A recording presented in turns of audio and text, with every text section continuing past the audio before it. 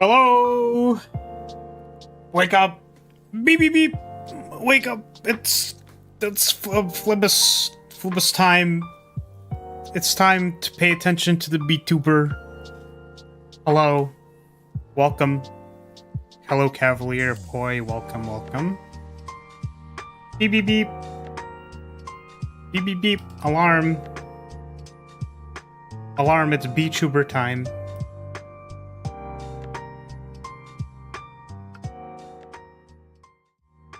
No. No.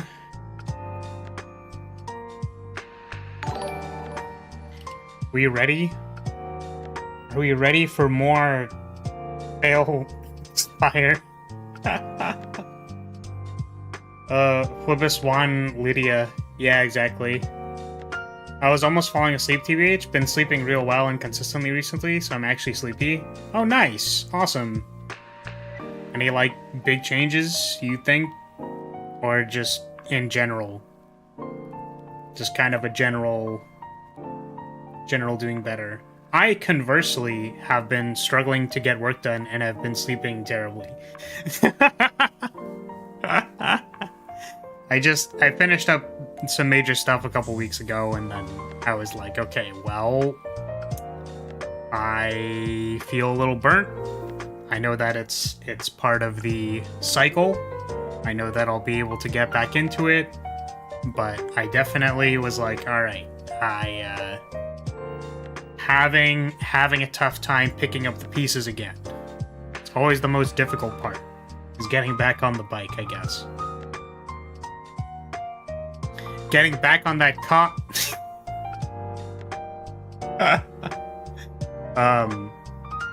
So I'm trying that. I was thinking of something new. I actually had, I think, a decent idea, but I don't know. I mean, mind you, it's not like my channel is, I feel like my loss aversion for my channel is unwarranted. Based on it being a very small community of people who are consistently here, like being here. So, I mean, I get there's still loss aversion, but it's not like if I do a bad series, like I'm gonna go from 1 million to the minus 500k for saying some stupid bullshit. You know what I mean? But I guess going from my 3 active viewers to no active viewers would be pretty bad. I agree. You would leave immediately? Fuck! Alright, so we're playing Master Duel again. Small community and YouTube streaming is very hard to grow. Yeah, I agree. I mean, like, basically what I've decided is that, like, I need to figure out some way to be stable in my life. And that this comes... It's not really that this comes second. It's more like, in order to be able to continue doing this thing that I like doing, I need to find stability elsewhere. Because it's not really fair to the few people that watch me to be like, hello, please keep me alive. Clearly that has not happened, you know what I mean? If there were more people who were willing to keep me alive on a monthly basis, then we would be fine. However, that is clearly not what is happening. So I think I should adjust accordingly and look for other ways to create stability so that I can continue doing this thing that I like to do. Just more consistent schedule, probably less stress compared to usual. That's good. That's good. I mean, it's always good to be in a nice spot. The Sonic movie trailer got me hyped because my boy Shadow is... Oh, shit. Shadow, what do you got there? Again! Now! True. I actually didn't watch the second Sonic movie. Because I think it came out, like, mid-COVID or something. But I don't know, maybe I'll watch the third one. Who knows? We do come in second. Your life is more important than your schizo voices. That's the thing is, I don't think it's like... The problem with saying that it's more or less important isn't, like, accurate, though, right? It's like... You wouldn't say that, like, your kid that you're trying to send to university comes second because you are working hard so that they can have, like, tuition, right? Like, that's not really how that works. Right? It's just that, like, this thing does not necessarily sustain itself, in the sense that it does not prevent me from becoming homeless. So, not that that's, like, my biggest concern ever, but, you know, it's not outside of the realm of possibility, right? I don't think that's necessarily outside of the realm of possibility, if I don't figure my shit out. So, you know, gotta figure that stuff out. So the point is, we're trying, behind the scenes, we're trying real hard so that I can keep this goofy thing where I get to be a goofball on the internet. Make your next stream marriage bidding stream. You'll be a millionaire. No, I don't know about that one, Chief. Oh, I barely make enough for one person, much less two. Yeah, exactly. It's like, it's not really fair, right? So, and the point is, the change in perspective is mostly that I think I spent a lot of time trying to figure out, like, how to make good series that will attract people, that will, you know, lead to content creator, financial success, etc. Which is obviously its own shot in the dark or whatever, right? But I think I really wanted to shift the focus of this channel to just being, like, kind of what I told myself I would do at the start and then did not end up doing, which is, like, I'm just gonna play games and try to have a good time. And, yap. And that's why we're trying to get good at Slay the Spire again, because I stopped, because I was like, people are bored of this. So I'm gonna stop doing this. It's not growing. It's not going anywhere. The Design the Spire stuff was fine, I guess, but it was a little... I was reiterating a lot. It was a little taxing. But I don't care. I'm probably just gonna play Slay the Spire for as it captures my interest, and then we'll go from there. The thing that I was thinking, now, I can pitch this to you guys because you're here. But I really, like, I'm not really sure how I want to do it. I'm not sure if I'm capable of doing it, quite frankly, because I've never tried to do it at that scale, or if I'm capable of managing all the things that are required. Because I really wanted to do something that was more like... that was a lot more design focused. And the purpose of doing that was less to be super crazy popular, right? Like, it wasn't to be, wow, look at me, you should know me as the game design VTuber, and you can come to me for game design content, as I will talk about game design. Less so about that, and more to practice my own skills, and like I had a question, right? Have you all heard about the game Dustborn? So I had a question with this game.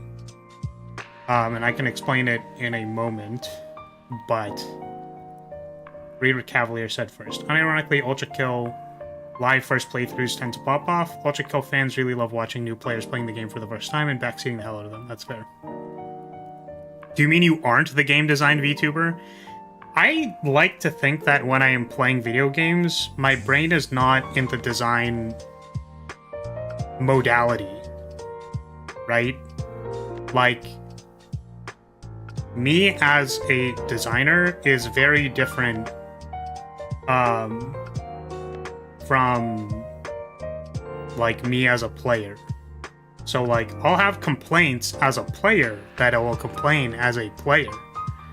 But like the problems or things I can raise about design are very different, or the way that I would approach a game from a design fact is different. In fact, after Dustborn play Sonic 06, okay, I was really okay, because so I think Rance has the idea, and I was a little cautious because you were like, yes, would love a stream of Dustborn, and I was like, oh no. please don't unironically like this game. Okay, so Dustborn is a game that came out recently, and it is about the power of words, or that words have power. So I saw a couple of videos about the game and how it is not very popular. And people generally have complaints with games that appeal to the quote-unquote modern audience and have either very explicit political theming or just... I think we have a general idea of what the themes are. Like social issue kind of stuff, and how that's approached. Now, here's the thing. As a designer, if the producer wants to make a particular game, and this is how they want to make it, and this is the things they want to show, it is not my place to judge what they want to show. I am just the designer. It is like not my prerogative to tell them what is right and what is wrong to show. The only concern that I have is how you show it and how well that can be executed. So, what I really wanted to try, because my understanding is Dustborn is not a very good game, but a lot of the people complaining about it, like, they're citing that it's like this modern audience game, and it's, you know, quote, like, where is the modern audience? And they're like, kind of, you know, like it feels almost dismissive, you know what I mean? Or like they aren't, the arguments they're making you could say are true, but like, are they? Did they do market research? Did they like do caricatures of the target audience? Did they did they do any of this stuff? Of course not. It's like an intuition thing, right? And I can't really blame them. You could say that their intuition is right or it's wrong. Whatever. What I really wanted to do, was try playing this game and like go through as much of the design process that I can. So literally the first stream I was thinking of doing was, I'm not even going to buy the game yet. We're literally just going to research the company, what the company's values are, what they say that the game's values are, what they want to accomplish with the game, and like produce a game design document. It's not going to be very all-encompassing as far as like documentation is concerned, because like we're not actually making the project. So like it's gonna miss a lot of stuff in there that would like be there in the planning phase that kind of gets forgotten. And like a big thing about design documentation too is that like it's very often forgotten. Like the point of having it is so that you remember that it's there, and in case you need to double check anything, it's there. The other important function it serves is that if I need to make an argument for why a feature will be in the game, I can basically go to the design document and be like, we said that words are supposed to be powerful. This scene does not show us that words are powerful. So therefore, it is narratively bad design. Right? So it's not a question of my opinion anymore. It's like, our design document said we are trying to achieve these things, it is not doing that. Right?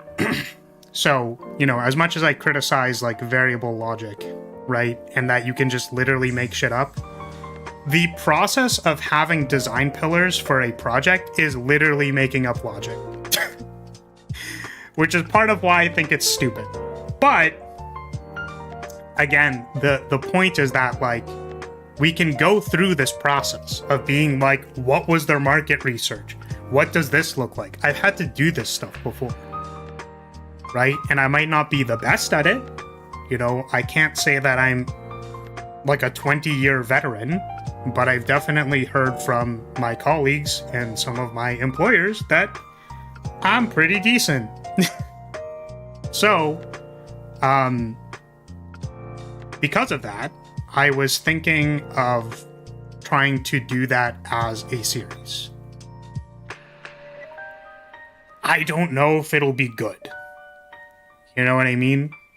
I definitely have concerns about, like, how well I can share my screen, right? Because a concern for me has always been, like, I have a lot of personal documents, project documents, etc.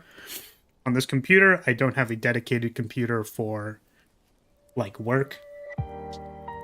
Or, yeah, for work, or in this case, for stream.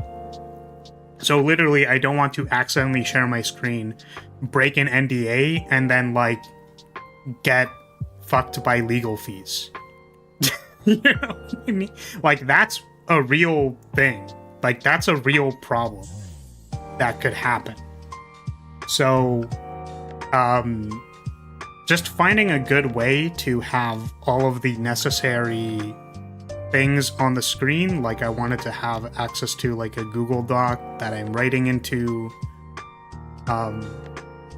I recently changed from Photoshop to Affinity Photo, and a lot of the stuff is different in that program. It's actually a little bit frustrating to deal with. So because I would have wanted to like write diagrams or like bubble charts and stuff, and like the thing is, I am aware that I can do most of this stuff in a vacuum. A lot of it, as I've disclosed on Design the Spire, a lot of it is like literally sitting there and just kind of like thinking, or like getting up, walking around a little bit, thinking about it. Like there's a lot of time like in thought, trying to figure these things out. So I'm not certain that I could come up with any crazy design conclusions while streaming it live. Right? There's a little bit of concern there. But my point is, I wanted to try this. And I think I'm going to try it.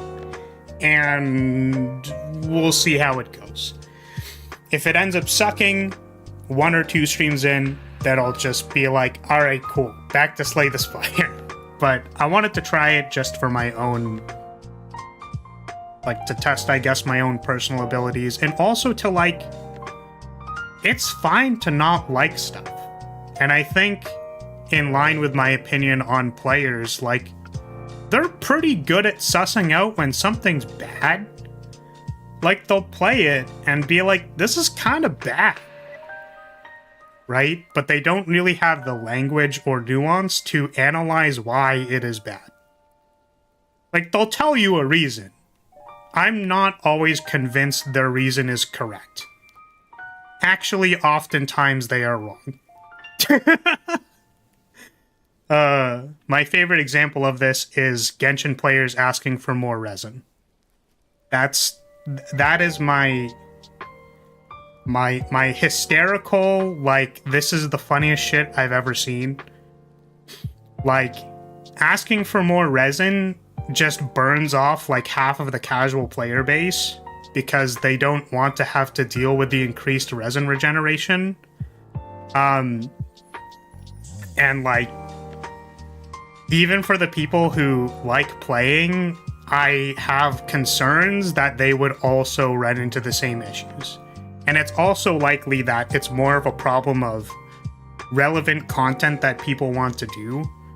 I'm not confident that players want to be farming 24/7, right? So, anyways.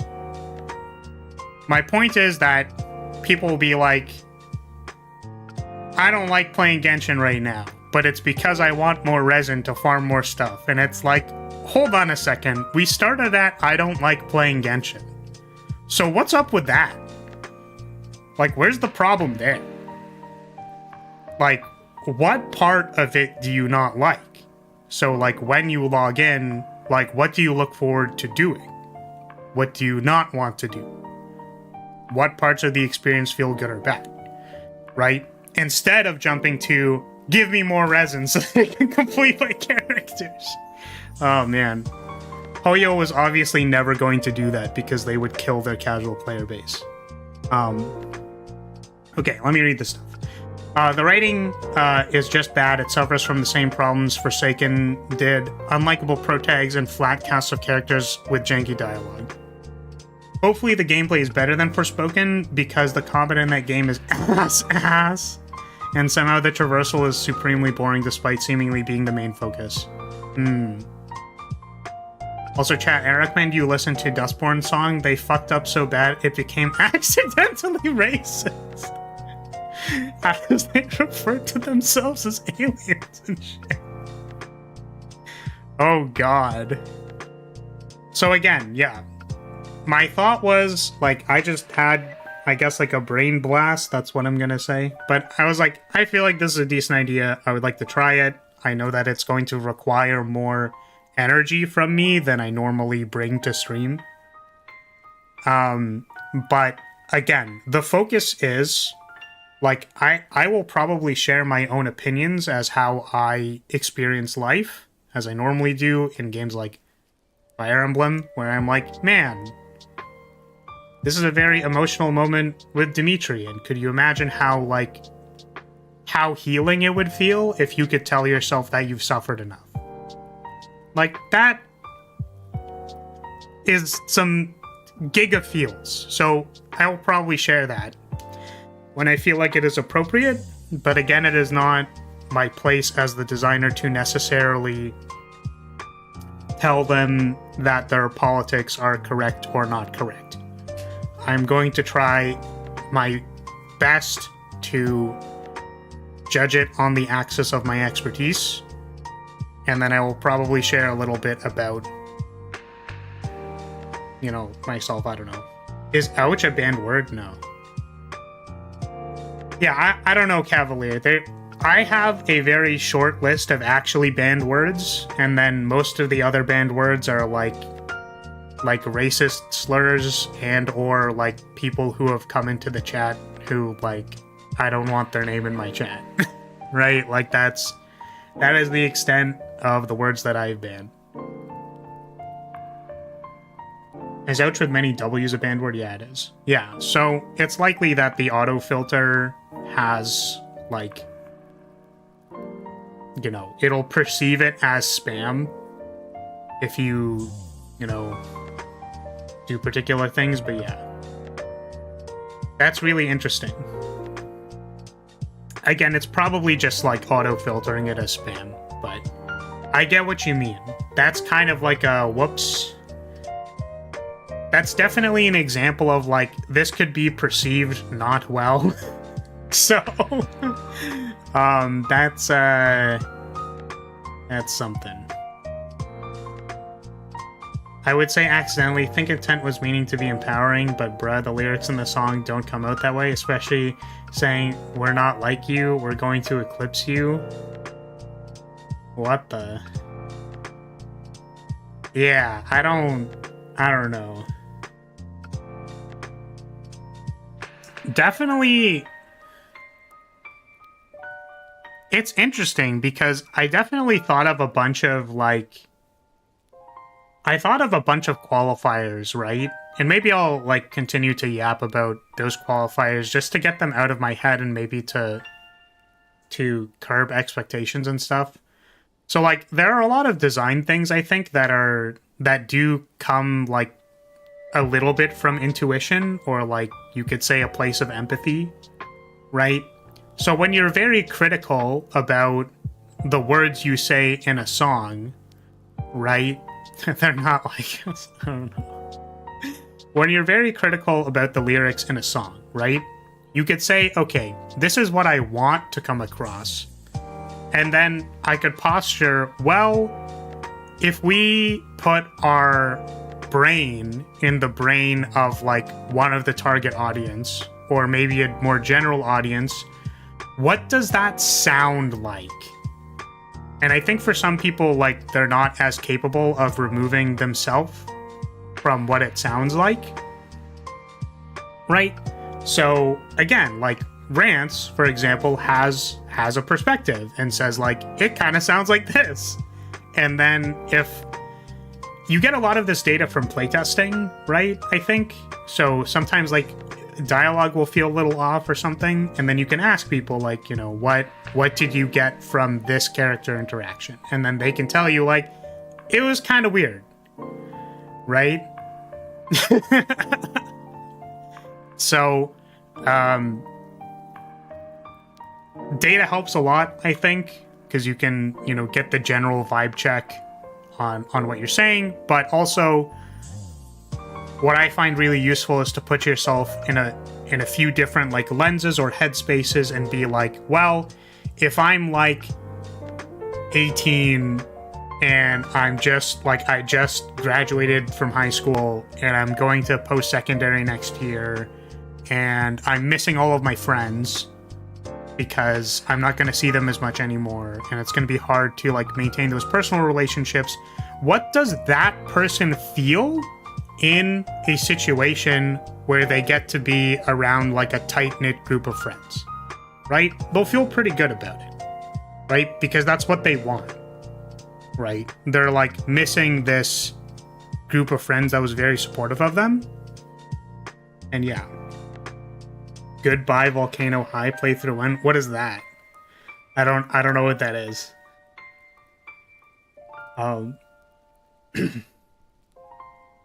So, yeah, being able to, like, fabricate, like, a person in your head and then be like, how do I see the world through the lens of this fabricated person is, like, important, I think.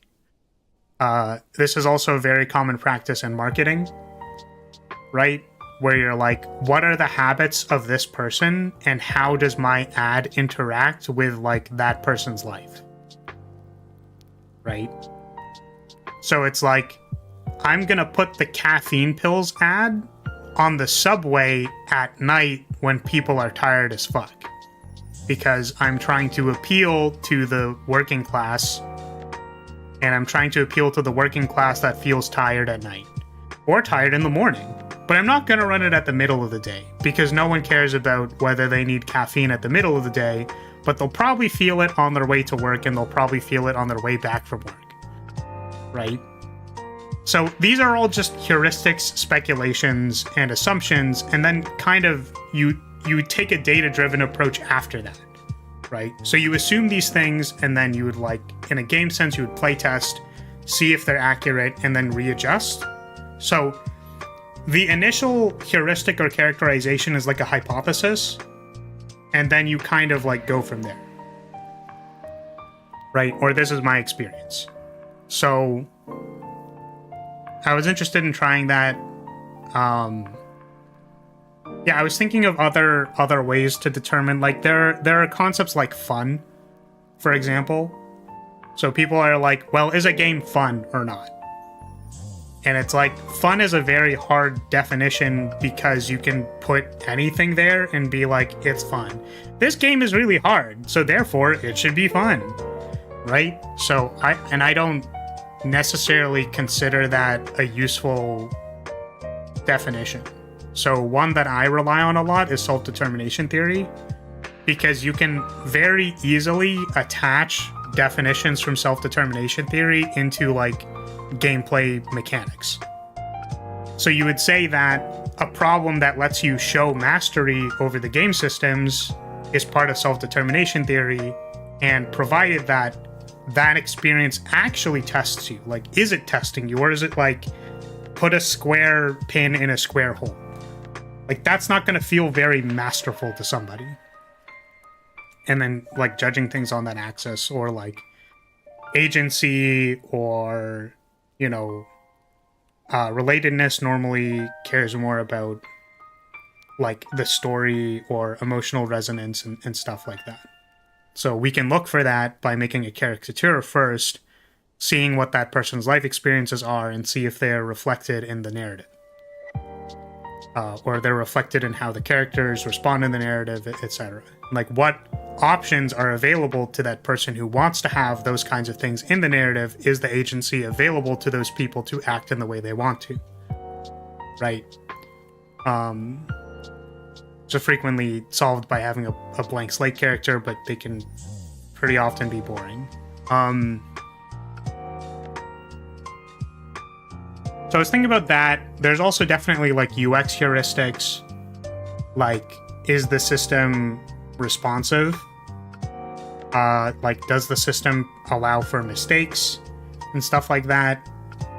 So there's an axis of UX, there's an axis of UI. Yeah, stuff for UX. It's really interesting because I swear I always join right after the best part. Well, welcome, Vena. I'm considering starting a series where I talk a lot more about game design through the lens of analyzing a bad game, or perceivably bad game. People have not had the best things to say about it, and I'm curious why. Because people frequently don't have the language to describe why they don't like something, so I wanted to give it my best shot. However, I don't know how well I will be able to do it, because I'm frankly not that experienced, right? Like, I've been given a lot of confidence boosts by my colleagues, but like, I'm not like a 20-year industry veteran or anything.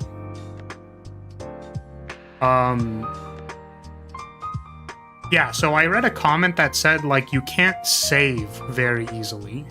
So that was a concern for me, because that means it'd be harder to analyze individual areas. But, yeah, that already seems like a UX failing, being unable to save. However, you could also make a design argument for it if you want to say that choices should matter. But even then, like, I don't know, you know? What was another thing that I was thinking? Oh, level design. I don't know what, like, how do I say it? I don't know what kind of game the game actually is, but definitely I would love to see some, or like do some level design analysis, sort of similar to how we looked at the ashtray maze.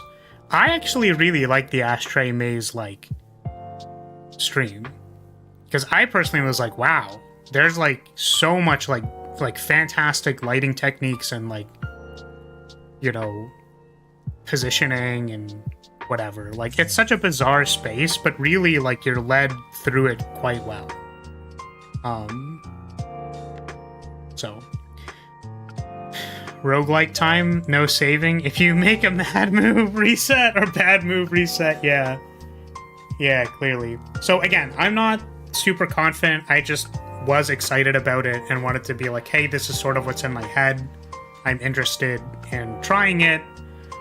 I have literally no guarantee that it's going to be good, because I am a novice, and also, who knows? Maybe the game is so bad that I can't help but mold while playing it, and then, like, it's not gonna be good.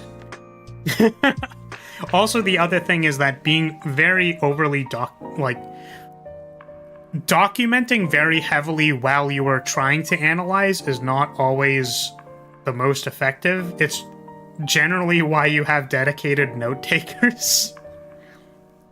In the teams that I've been in, like, having someone who is writing notes instead of like being the person who is talking and also writing notes helps a lot, because then I don't have to be concerned about writing while saying the thing. But yeah, it was mostly like a let's go into it, let's see. Maybe it's, you know, who knows? Maybe it's not this is the other thing too, is that I'd be interested in seeing if there is like some heart or core that is like valuable in the game that I think is like worth sharing, right? Maybe from a personal standpoint, or from like, not even from my personal standpoint, but like, okay, I can see what they're trying to do here, but it's like not very well executed, right? And maybe that'll lean more on my own heuristics of communication and experience and stuff, but like, yeah. So I was interested in looking into that. So, okay. We'll see how it goes. I was thinking next Monday we'll start. Probably not even going to buy the game yet, and just like open a Google Doc, do some research, and see what's going on with it, and then we'll go from there. Okay, are we ready for Spire? Now that I've yapped and said all the interesting things, are we ready for me to like for me to play Slay the Spire, the game that no one showed up for? Because I'm excited. Thing what surprises me is the group of people that we're targeting for, we're also probably going to be offending, being referred to as literal aliens. Like, bro, still, it's an Indian probably sounds better in their heads. Yeah, and like, I really want to make it clear that, like, this stuff is surprisingly not clear to a lot of people. Like genuinely, like some of this stuff like does not, like, you can't see it until you put it in front of other people, and then like they tell you, because like that has been my experience. Like, games are incredibly complicated, so like doing all of it like in a vacuum and not showing it to anybody like really hurts the design process. Like, you would be surprised at how many, like, random UX or UI things are unintuitive, and people are like, what the fuck? Like, why? Why is this like this? I don't understand. And, like, they're confused or they struggle, and you're like, oh, the reason why they are struggling, I can see that the reason is because, like, I didn't do this thing, or I can program this feature, or, like, make it easier for them, or something, or, like, clearly I'm not giving them enough opportunity to interact with, like, the dodge or evading loop, or something, or after they failed the evading loop, then the failure spectrum is too high, and, you know, and then you don't think about these things until someone's actually, like, playing it, and you see it happen in front of you. So it's the same thing with, like, this kind of music. Maybe they thought it was a great thing. They were like, oh, like, we love differentiating ourselves. So, like, that's what we're gonna call ourselves. That's what we feel like. And then it's like, okay, but that sounds super bad. Like, it does not sound good, man. Like, don't say that shit out loud. It's actually, really funny. Oh, God. I don't know if I want to share this anecdote. I want to see if there's a way that I can share it. Okay, so,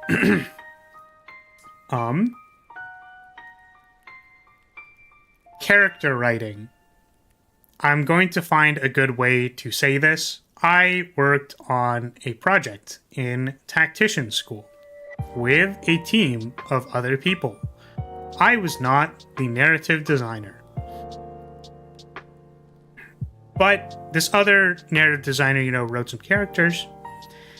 You know, the cast was primarily,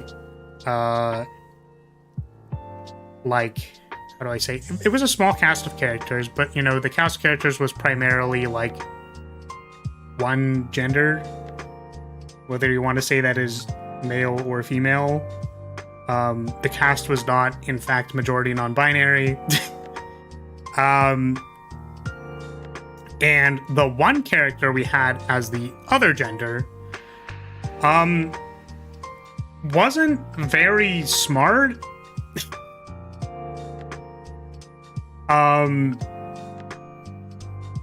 And I was like, okay, so the thing is, the type of character that we were going for was kind of like the lovable idiot, right?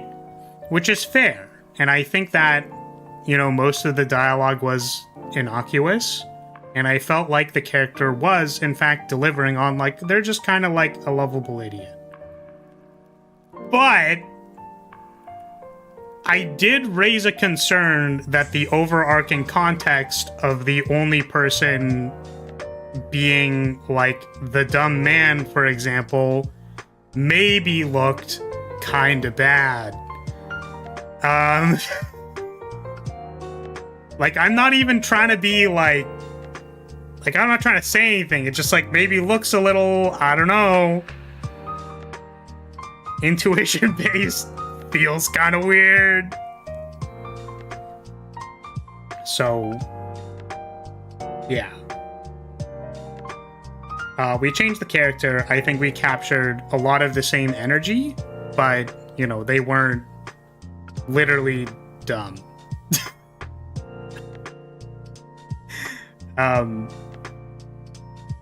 Okay, also, isn't, like, a core desire of most outcast communities to want to fit in and not be judged as differentiated by what makes them different? Why'd they want to set themselves so far apart? Yeah, it's like, I'm not sure. So this is interesting because another part of research can involve, like, interviewing people and kind of trying to, like literally just asking people and being like, you know, what is your experience of life? Like, how do you feel about, like, these particular things? Right? And then you sort of have a leg to stand on to be like, well, I mean, you know, these aren't necessarily, like, my opinions, but, like, I did, you know, we talked to a few people and, like, this seemed to be their experience. Like, that, the way that they want to, like, they're kind of an outcast, and, like, the way that they found strength or resolve was in being like, okay, I am an outcast. That's fine. Look at how different I am. I could see that that is a way in which that they found resolve, but I would feel a lot more comfortable making that decision if I interviewed people. Whereas stories that I care about are less within, I think, less within or even adjacent to, like, the political realm. I care a lot more about the individual and, like, introspection. So for me, I just care about writing, like, interesting characters, regardless of any other circumstances. Like, it's not about something on the outside. It's about, like, how this person interfaces with the world. And yeah, I mean, I don't know. I was actually just thinking about, like, an innkeeper character the other day, and how I was like, yeah, I kind of want there to be, like, a lot of dialogue options with this innkeeper. Because, like, you go to the inn, and, like, maybe you kind of want to talk to the barkeep, right? And then, you know, they're constantly like, yeah, I mean, you're new around here, huh? Like, hey, you should check out this one place down the street. It's pretty good.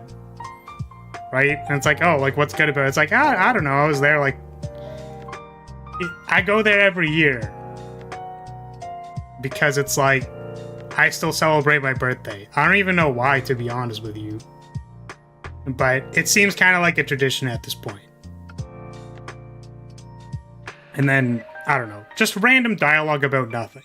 Because, like, what are you doing talking to an innkeeper? They're gonna talk your ear off about nothing. About the random bullshit in the town.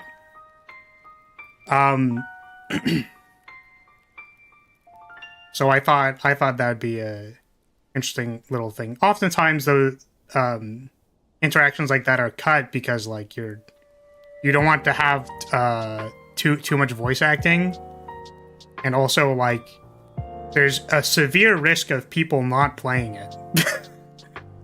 So the amount of optional content you're willing to include that people just aren't going to play is, I would say, oftentimes, like, avoided, right? So, anyways.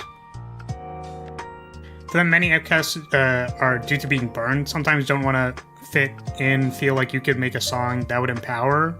It's all execution, like most things when it comes to narrative. Yeah, and I think I don't have as many heuristics as far as, like, good narrative. to me, I would view it a lot more through the lens of self-determination theory. So it's like, it's harder to apply to a song, but it's like, does the player feel like they can choose what they want to do in the narrative?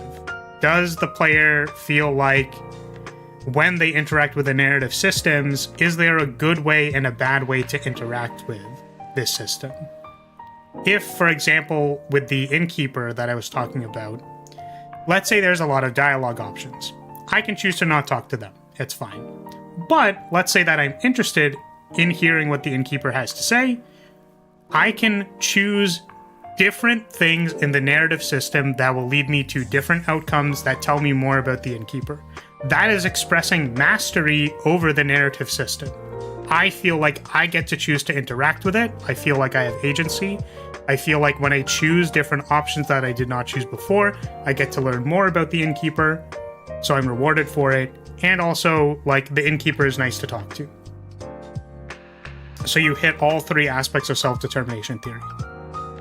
A little bit harder when it comes to a song, I think. There's a lot more in the relatedness category of, like, is this person, like, telling a story that, like, is relatable to who you're trying to sell it to?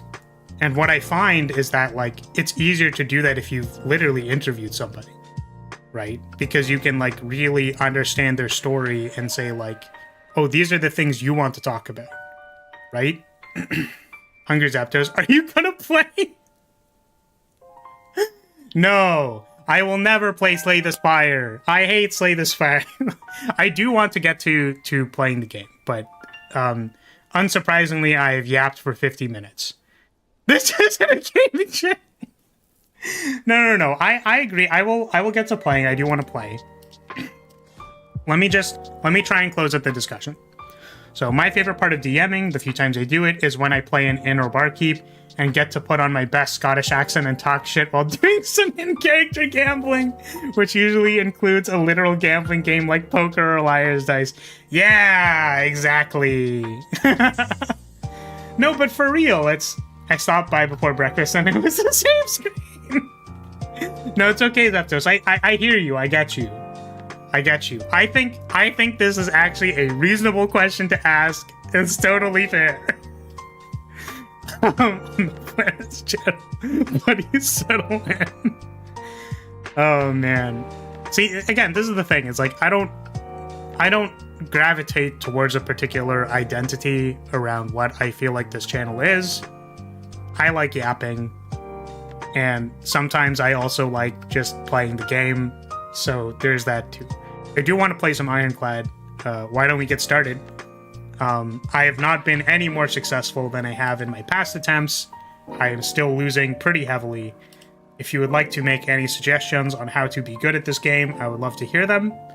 I feel like most of the time I play quite well, but it's not quite enough.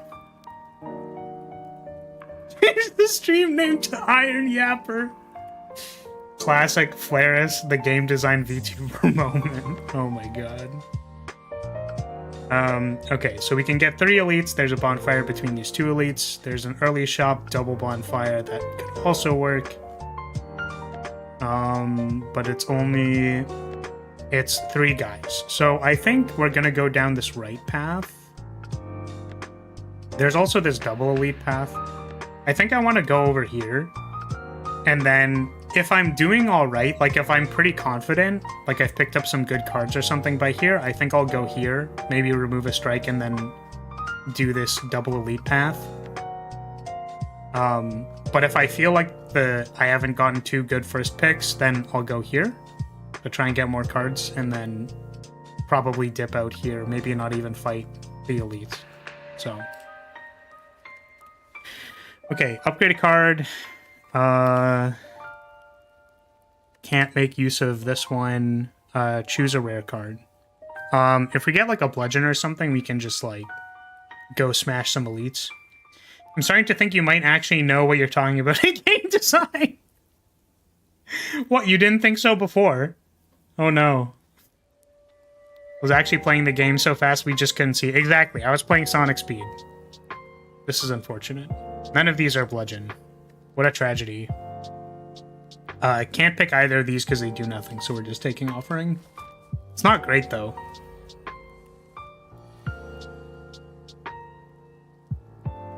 Alright.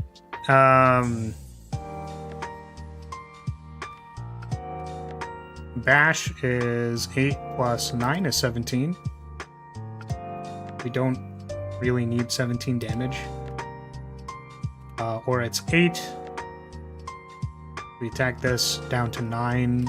We can kill it with double strike, but that doesn't work.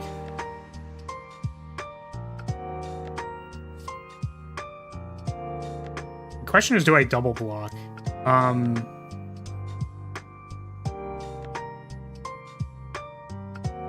I think this plus like strike it next turn with blocks is reasonable.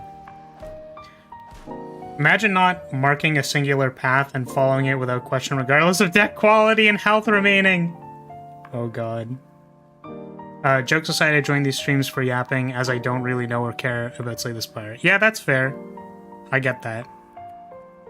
So this is 7 damage.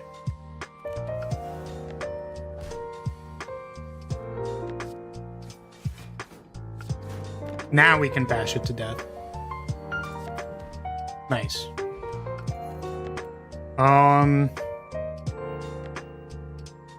Does Iron Wave help us kill Nob?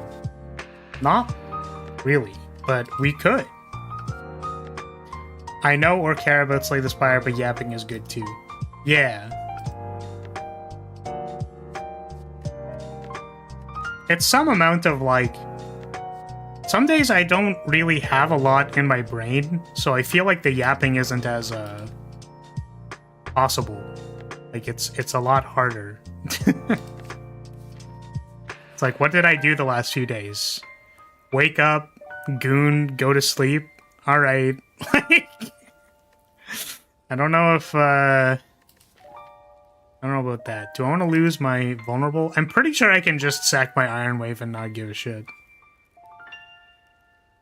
It's like, I don't want to pay the gold in case I go to the shop. And I don't really want to lose the Fear Potion because it might involve killing Nob. So. Kunai.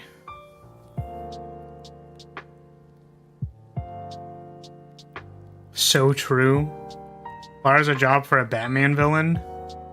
Tell us about the gooning. I don't know if I should. Should I tell you about the gooning? This is my strat. I'll take the path with the most elites and bonfires, sacrificing one for a flaming elite if possible. And unless I'm like less than 20% health, I'll take all the elites without question. That's fair. It's like a decent heuristic. I can't actually kill this guy. So do I bash the big slime? This thing will still be out of strike range. If I bash and triple strike, that's like 9, 18, 27. 27 plus 8 is 35. That would kill this. And hopefully the other slime doesn't attack next turn. Or you're a Joker goon or a Riddler goon? Oh, I see. I understand. That's what you were saying. Man, I'm getting attacked this turn? God damn it.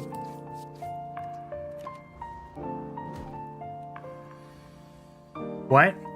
Ads delete your chat if you don't send right away? What? Wait, what do you mean? What do you mean by that? Oh, you want the details of the gooning? I don't know how many people want the details of my gooning sessions.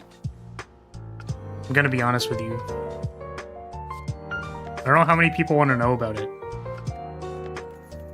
And frankly, I don't know how much I should get into it. I don't think it's really a good idea to describe my gooning session. Oh, I see. Oh, that sucks. Wait, that's terrible. Did Batman hospitalize you? No. Do I want a thunderclap?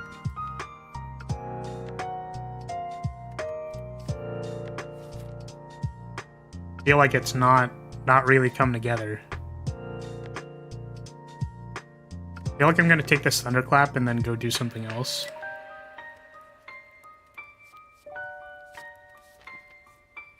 gonna go here. I need more cards.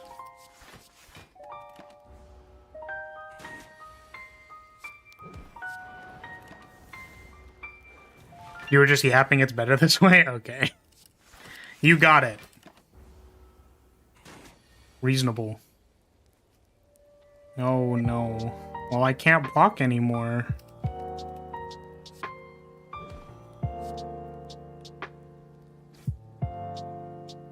I can take 6 or I can take 12. Understandable.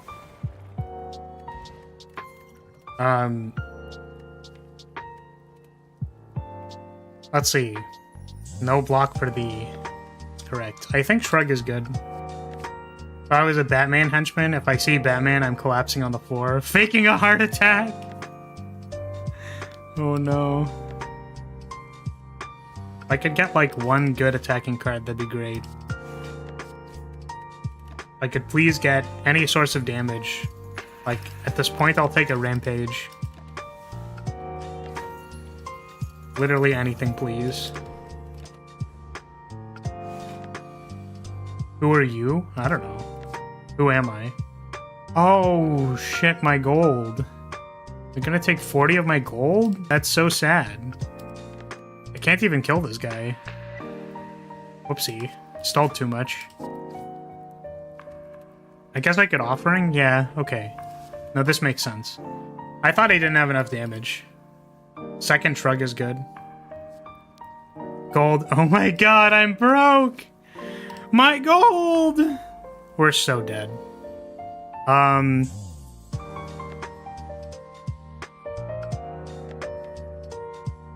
guess Thunderclap is nice in this fight. If I could draw like Thunderclap and Bash, then I could Thunderclap and then Bash the front one.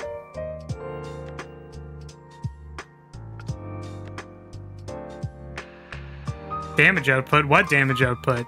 Yeah, I don't know. We did not draw the Thunderclap. We still didn't draw the Thunderclap. Man, I suck at this game. So what are we doing next turn? Still not... Imagine if I didn't draw the Thunderclap again. That'd be really funny.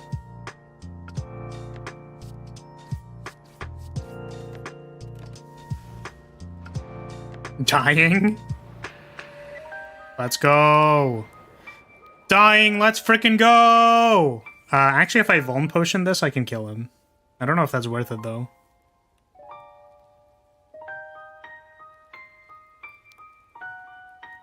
I can prevent 10 damage by Vuln Potioning here. Man, 1.74k subs is alright. Is it alright? I don't know if it is. I'm kind of cringe, to be honest. This elite is best case scenario for this deck? Okay.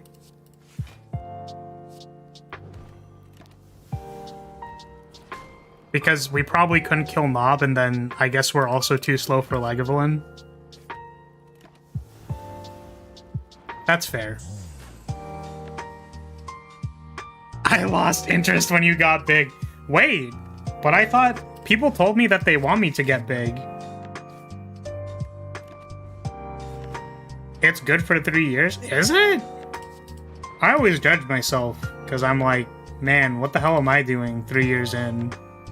At 1.7. There are people who started 3 months ago and they're like at 150k. I know that's not really a fair comparison, but, you know.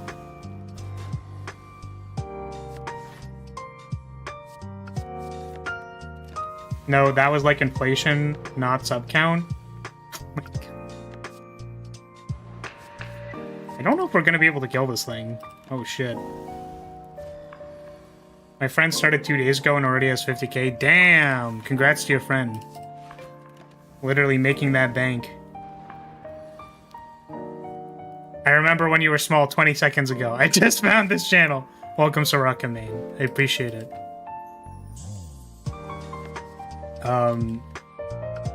Yeah. Sorry, we're just a serial loser at Slay the Spire. That's kind of what we do. That's our MO. What of this produces the most damage? I guess it's actually Twin Strike.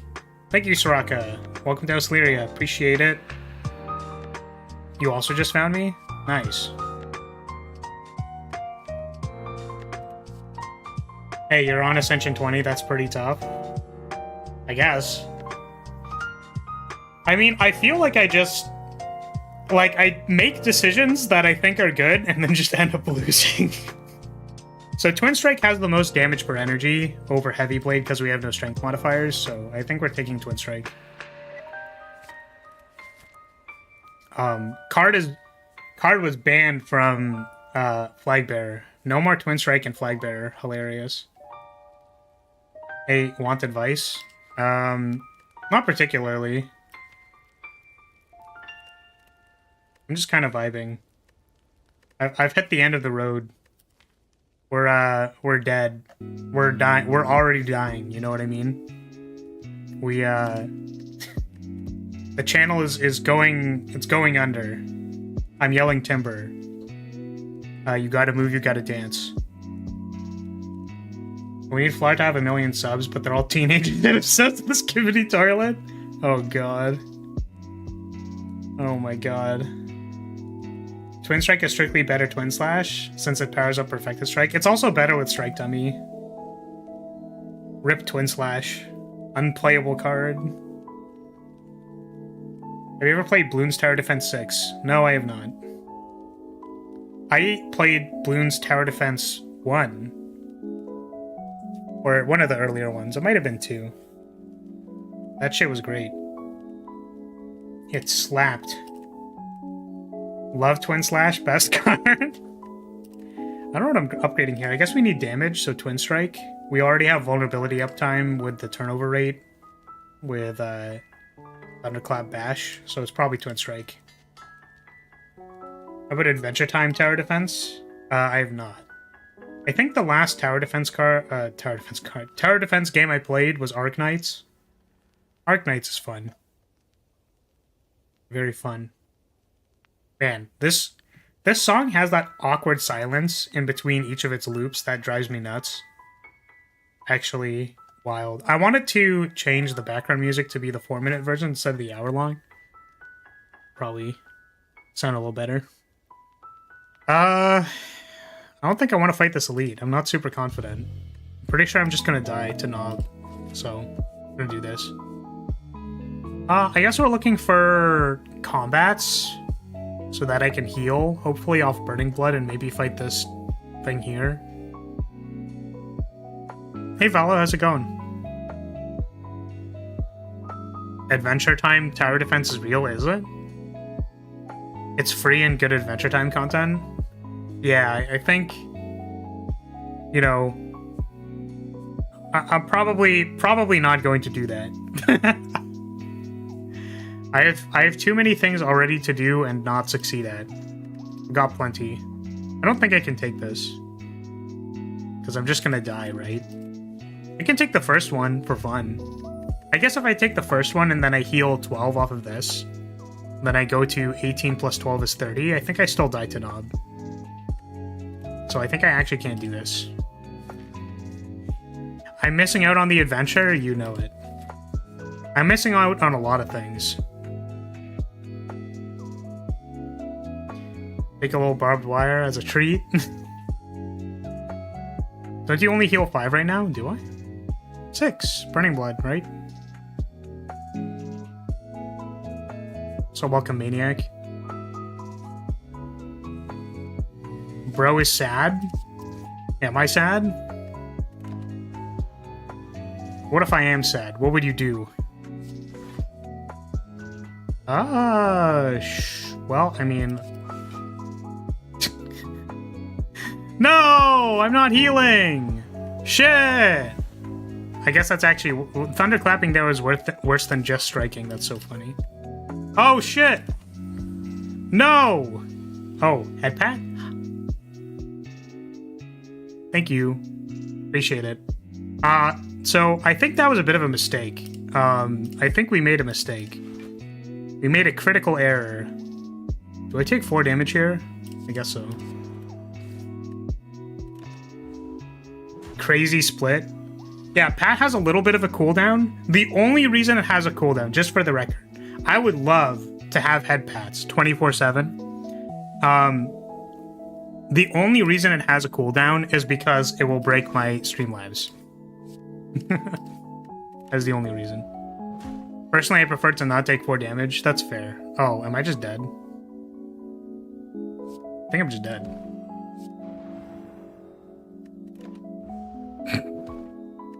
Well. Oh, I had Ornithopter. I maybe could have Ancient Potioned. Damn, I suck at this game. Don't really like this. I guess I could remove a strike. This is why I don't take the 4 damage. I don't know what that meme is. I don't know what the meme is. No. 1, 2. There's 3 elites with some bonfires. Is there a way to go to a shop? No. 1, 2, 3, and then an elite. Bonfire before the elite. There's still a bonfire before that elite. I can do a bonfire before and after the elite. Okay. He's not even looking at his path before taking the reward. Oh my god. Well, I thought I already knew what my path was, no? My path was that I was gonna fight some elites and then probably like die because I didn't have enough HP. I'm telling you to eat one now. Eat one now! Eat an animal now! Bro didn't just do that? Didn't just do what? I'm so confused.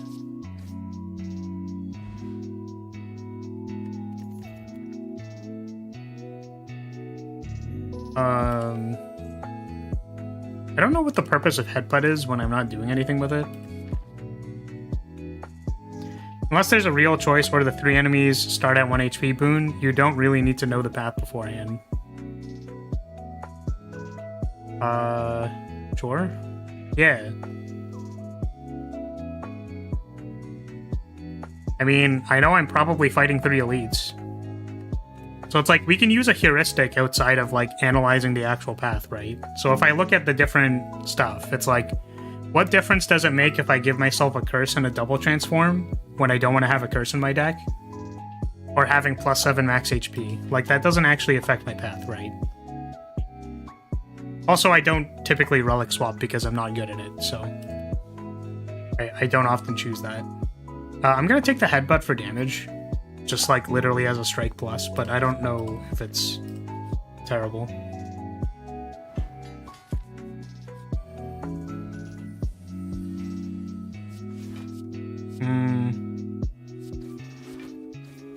Okay.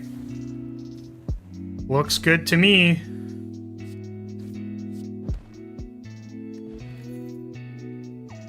Emokinesis. Emokinesis could be good. And then we recycle it with headbutt. Big damage. Big damage gaming.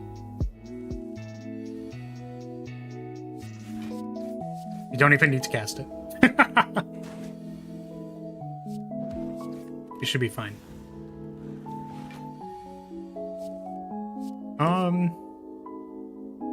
22 or this does it? We didn't need to take the 2 damage. Congratulations, me. Blood for Blood is good with Hemokinesis. Blood for Blood is also good with Headbutt if I can get it down to 0.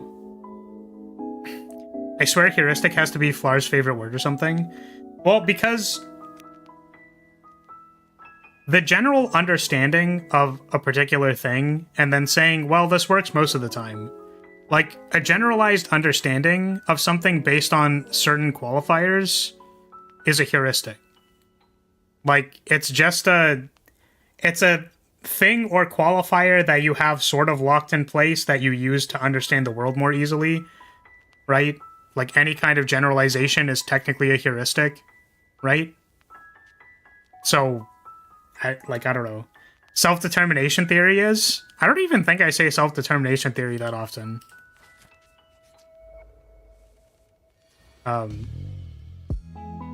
This is like a lot of damage on turn 1. I'm gonna Dex Potion.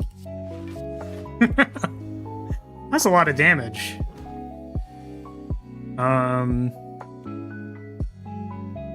Okay. I'll take 1 damage here. Bro should just say generally or usually.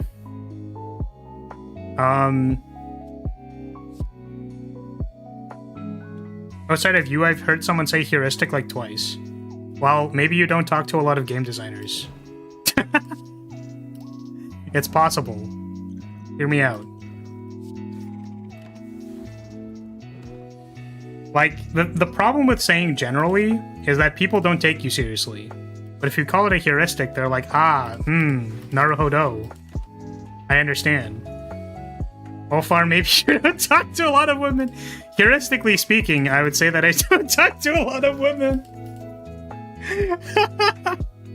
A general heuristic about local game stores is that there aren't a lot of women in them. Which means that I wouldn't generally talk to a lot of women. I don't think I'm taking any of these. I could dual wield Blood for Blood when it costs 0, but that's kind of not really... I'm pretty sure this is for copying powers.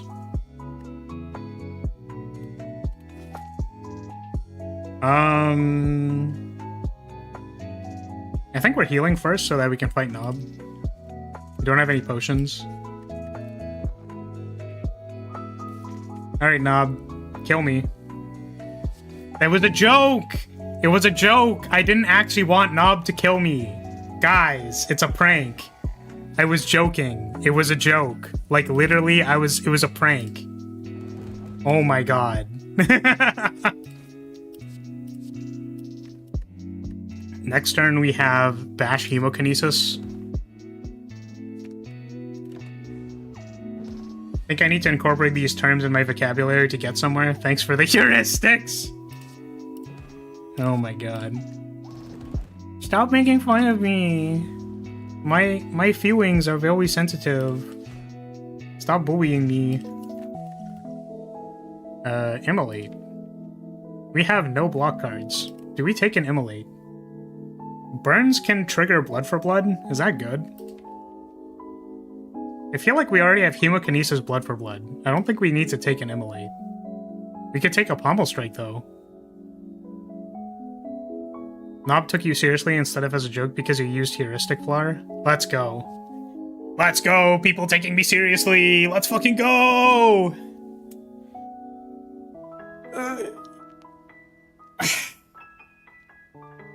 You take this Immolate? Really? Why am I taking this Immolate?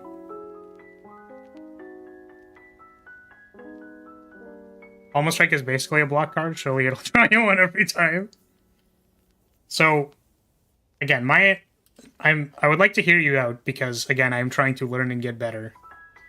So we already have Hemokinesis, Blood for Blood, and Headbutt, which leads me to believe that my current turnover rate for damage is 9 energy. 1, 2, 3, 4, 5, 6, 7. This won't be active first turnover. 7, 8. I have like 8 or 6 locked in. 6 with 3 defends.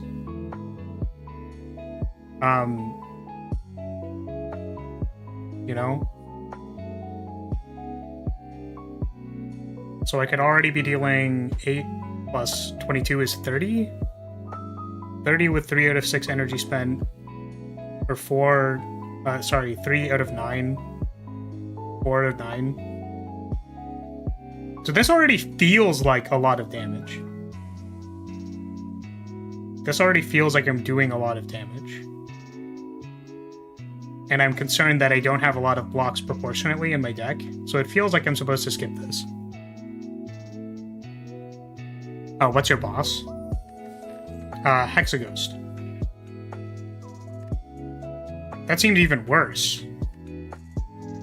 If I shuffle in Burns into my deck for the thing that already shuffles Burns into my deck. AoE is also good, although you indeed are low on block. Consider the following. If the enemy is dead, it can't hurt you. Nice. Just know, chat, that because I'm dead on the inside, I can't possibly hurt you. Screw those birds.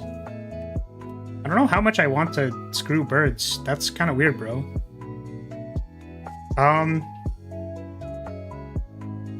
Yeah, so another argument for this is that it is really good in hallway fights.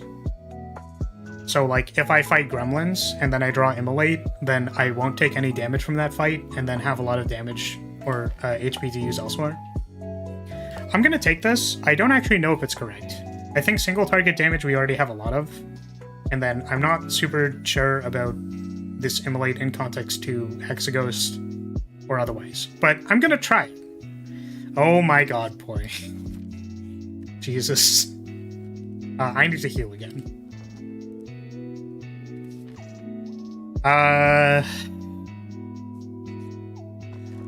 Self-forming clay. That's really good.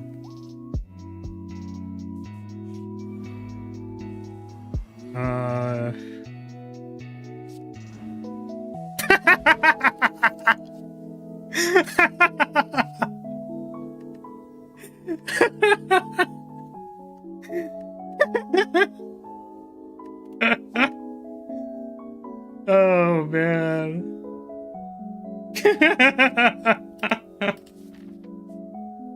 I don't think I take combust.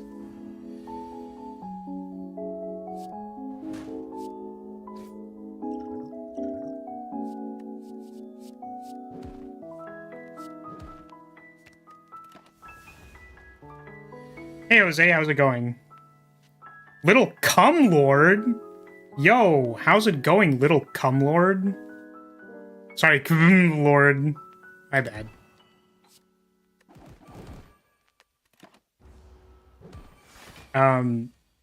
Sheesh. Pogger's name. Sometimes I wish I could be a little cum lord. Unfortunately, I'm not capable of doing so. With Immolate, you usually kill before the burn comes around? Okay. I kind of want to take this armaments. I'm pretty sure I don't take barricade. You're halfway there? So, you know the copy pasta that's like my little PogChamp? Can I be your little cum lord? Is that like... Like, I guess you are my little cum lord. Like, you know? Is that a title that I can ever get? You click the barricade here? I'm pretty sure I take armaments. Please, no! Wait, come on! What? What's wrong with that? Why? Why? You know, I like to believe that every single time I do a stream where there's like a lot of new faces and like there are people who are like, oh wow, like this person seems kind of cool, is I'll just say something like, man, why isn't chat just nutting on my face right now? And then everybody leaves because it's like, man, what the fuck is wrong with you? I'm sorry. What? You didn't want to like just... You didn't just want to like come into this stream and talk about nutting? What? Bro lost all his aura. Shit, man. I mean, you're probably right. Welcome, come on. You would though? Hey, yo! That's crazy, bro. I love coming into this stream. Jesus. Damn, listen, I'm just saying it how it is, okay? I can't control myself. Sometimes I need to talk about nutting. It's just how it works, okay? Alright, we have brought out both of the bonk hammers. There we go. I think this is fine. Evidently you can't? Yeah, I mean the brain parasites are just so strong. Do you guys not have strong brain parasites? My brain parasites are pretty strong. I talk to them every once in a while and I'm like, yo, do you think we can like relax on talking about nutting? I think it's making people not like me. And then it's like, you want to talk about nutting right now! Nut yourself right now! Oh god. I probably didn't need to hemokinesis there. Second wind or anger? Second wind is good to get rid of the burns, no? My brain parasites are all starved to death. Let's go. Do I take second wind for the burns for Immolate? Is second wind just like a good card? I feel like I've skipped this card before. You love second wind?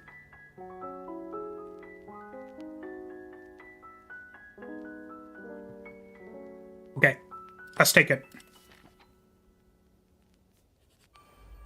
Oh no, we have Scary Knob. Yamata, could you die? Second wind is very strong. Okay. I have passed it before. Because I wasn't sure if it was good or not. If we draw Hemokinesis, that's 22 damage. Hemokinesis plus Strike should kill it. So I think we can second wind here. Yeah. It's good with power through. So just Knob? I mean, yeah. This is 22. This is 12 plus 13 is 25. That's not enough. If I upgrade the Hemokinesis with armaments, no, that doesn't work. It's the same thing. Yeah. Knobbers is not Poggers. Sons do the art of the Spire. Feed? I love Feed. Feed is great. Alternatively, we could take Fire Breathing because it attacks a ghost. For fun. Just for funsies. Feed yummers. Yummy feed. Oh, I guess I could have attacked both because of this Immolate. Oh, I didn't attack both because of the Immolate and the feed. That was actually all calculated. I'll have you know, I'm insanely good at this game, and that's why I did that. So, just thought I'd let you know, you know? If you know, you know. Do I take Warcry? So tasty!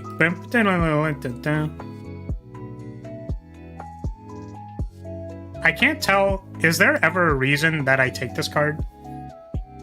So, like, I think this card's probably kind of decent, but I don't know if there is a specific rationale for why you would take it.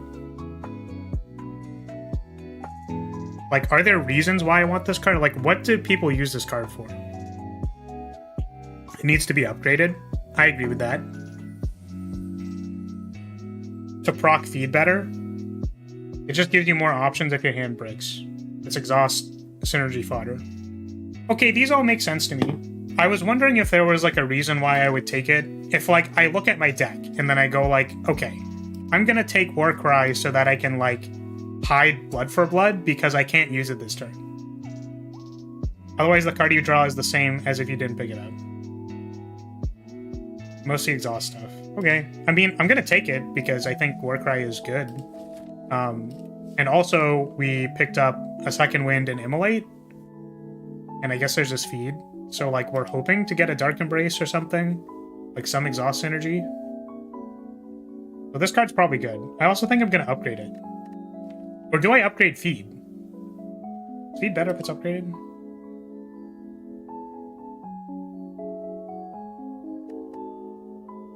I guess, do I prioritize upgrading armaments? I don't think I upgrade Feed, but... So...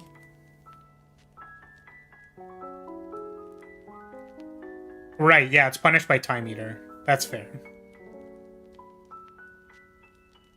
You upgrade Immolate or Feed first? Really? Immolate, really? I guess it goes to 28, that's plus 7. You know that Ball Lord doesn't go for the Feed upgrade? Yeah, I'm a little mid on upgrading Feed, honestly. I don't think I care about that much. But really, you don't prioritize upgrading armaments. When do you upgrade armaments, then? Because I thought that was half of the reason why this card's good.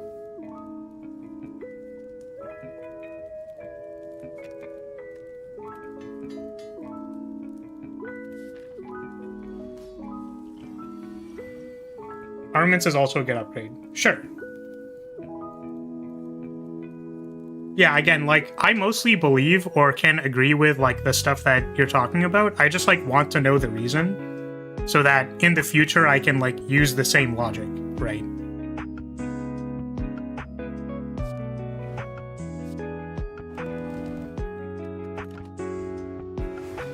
Armaments upgrade when you have lots of draws.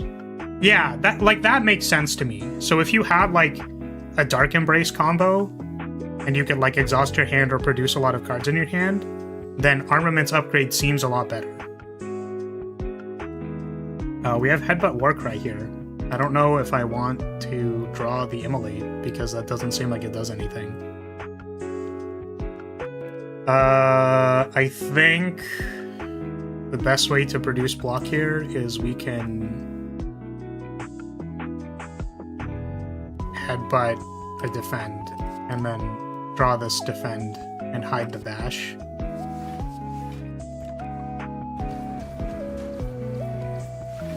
Also good with Battle Trance, that's fair.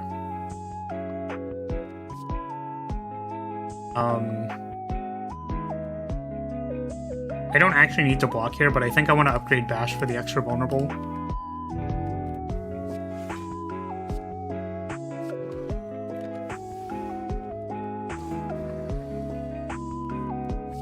We're huge! We're literally massive! Am I gonna get this feed off? What's this, 3 turns? 3 turns it has 2 vulnerable, and we're attacking with like a Blood for Blood and an Immolate, with vulnerable probably. I don't know how much Blood for Blood does. Plus 9 is 27. And this was like 35 or something. 42? I don't know if I did the math correctly on that. I think I'm just gonna use this.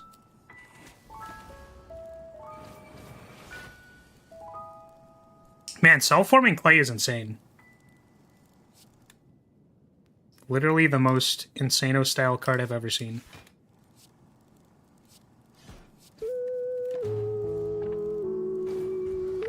I generally don't Fiend for feed, but then again, I generally don't make massive use of Fatal cards. Sure. Hemokinesis next turn. Kills this.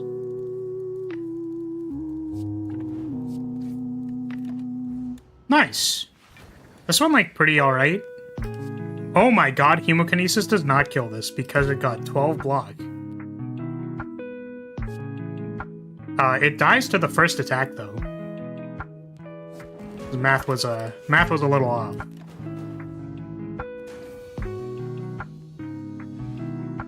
Feed is a win con for Heart, though. As in, like, feeding to get enough HP that the Heart can't kill you. Fatal cards are for hallway fights only. I kind of agree with that. Sometimes I can get, like, really greedy, though. I don't think we care about Barricade, do we? Like, a Barricade and, like, a big Second Wind would be cool, but I don't think we do that. Second Wind is just kind of, like, a good card right now. But I think Exhuming either Feed or Second Wind is really good. Yeah.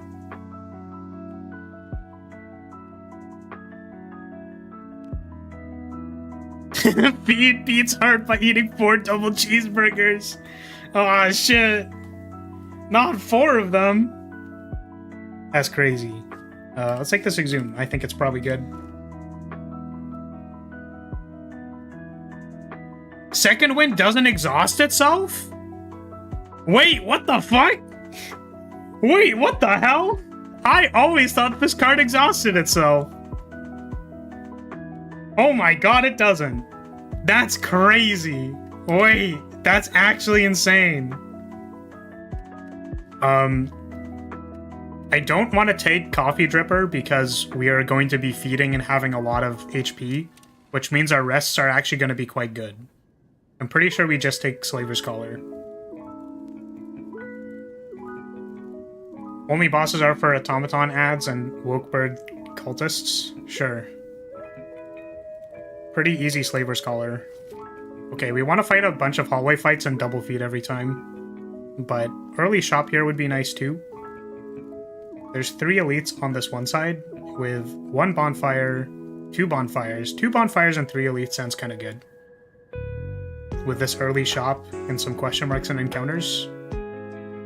Yeah, that path sounds dope. There's also 3 elites on the right side with 1 bonfire, still an early shop. 1, 2, 3. Yeah, I don't know. I kind of like this middle path. Snecko is fun, though. I'm going to disagree with you. I am not a Snecko Eye believer. I do not like Snecko Eye. Oh, I was supposed to double feed. What am I doing?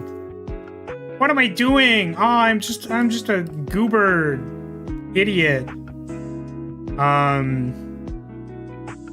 Okay, what am I doing?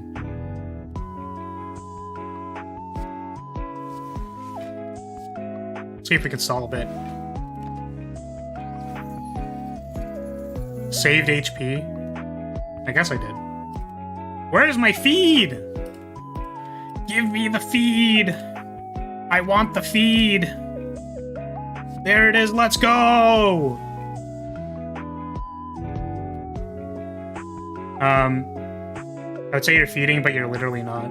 Snecko has second wind value, that's fair. Snecko Eye is very strong, but probably not right for this deck. I agree that Snecko Eye is strong, and I can see the value in it. I just hate playing with it. Like,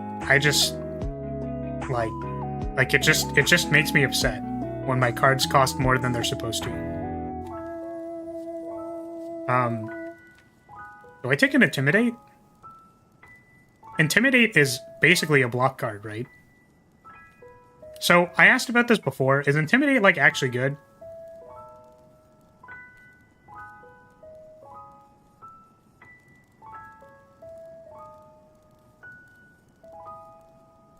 The way that I see this card or evaluate it is that, like, this is probably better with card draw. And also, it's like, yeah, it's fine if we don't have any other weak otherwise. And it's, like, basically a block card. Ignore the mana cost of cards. It's about how valuable every card is. The main strength is the 7 cards per turn. The cost is secondary. AC. Okay. So I don't think we have another way to apply weak, so I'm just going to take it.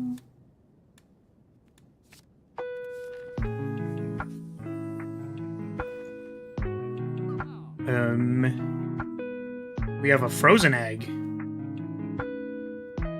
Big egg. What am I doing in the shop? I feel like I need more blocks. Like, something. Like, I really want, like, a shrug or something to produce block. This power does not produce block. And these skills do not produce block. So I'm kind of crying to myself. Flash of Steel is generically a good card. We haven't picked any powers yet. So I think this frozen egg is actually kind of good. Can I offer you an egg in these trying times? Egg is probably good because we haven't picked any powers yet.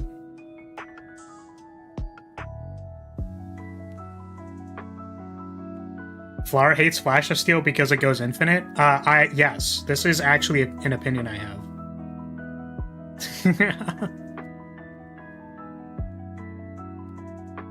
But no, I think for vanilla characters, going infinite is completely fine.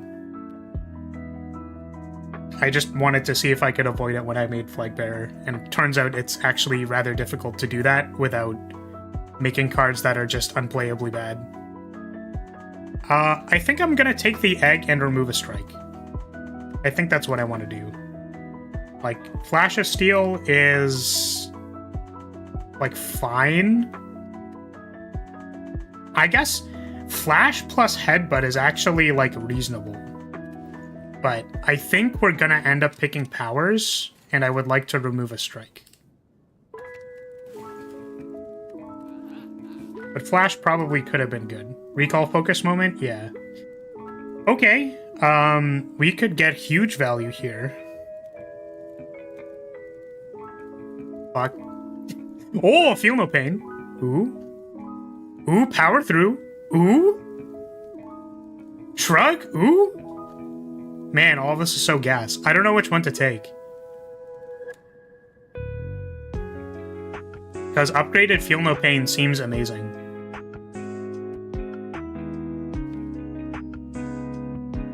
All skills make block if you second wind hard enough. Yeah. I think what we need right now is like a hard block card. Like, I do have exhaust in my deck. Like, there are exhaust cards. But I'm kind of scared I'm gonna try doing this Feel No Pain, and then, like, it's not gonna be good. So I think I just take this Power Through, and then we have Power Through Second Wind as our, like, block suite. And then we'll probably add more cards, but this sounds kind of good. I would really like to have a Dark Embrace for Power Through plus Second Wind. Let's try this. We would like a corridor fight. Fucking birds. Goddamn birds! Get out of here. Silly, funny birds. Rounding down. Immolate. Bonk.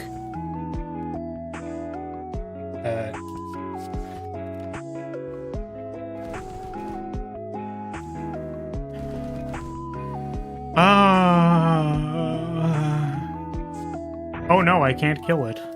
Oh shoot.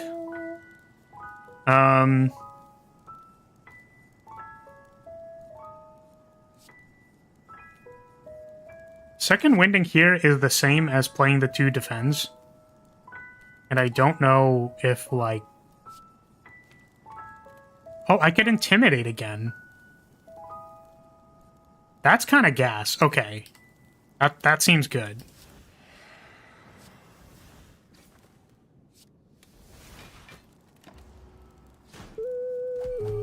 I went infinite with Power Through, Dark Embrace, Second Wind, and some other stuff once. Cool.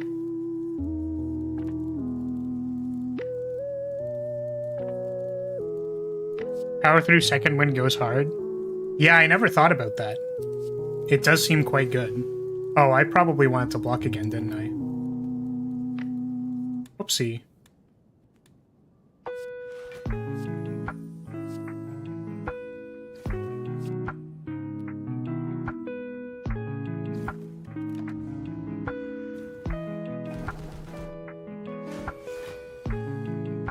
Headbutt.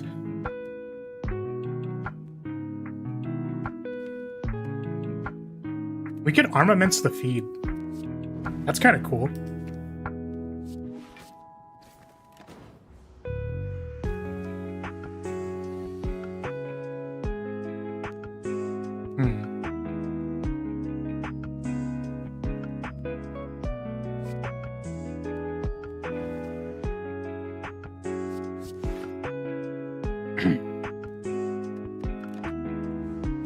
Feed time? Feed you. Don't think I care about any of this. We're looking for, like, powers and blocks, I think.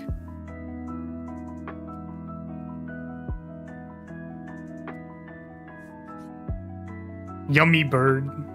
I am not taking this. I guess... Okay, so I have a question. I see this event as really bad. Is it reasonable to take this event if I have Second Wind to get rid of this curse? Because I feel like starting with an unplayable card is quite bad.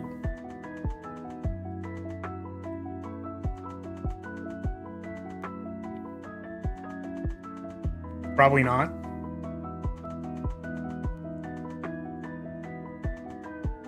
Yeah. Like, I'm very, very heavily against taking curse events.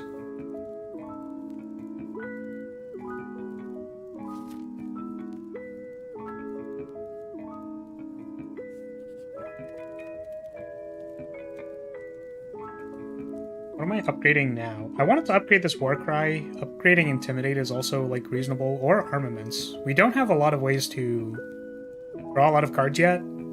So I kind of want to upgrade the war cry. Yeah, if you have an Omomori, till you draw them together, it'll be a real curse, and even then it just becomes a pseudo Ascender's Bane, which still sucks. Yeah.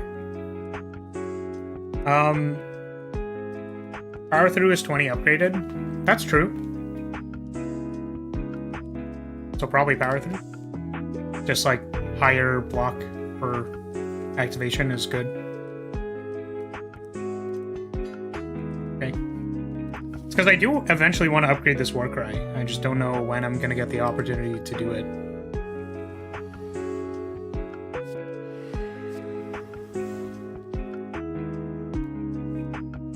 Armaments.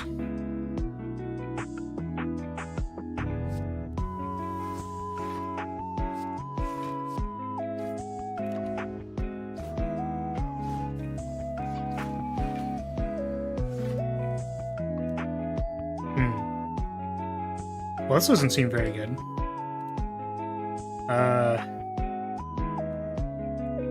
This is very concerning.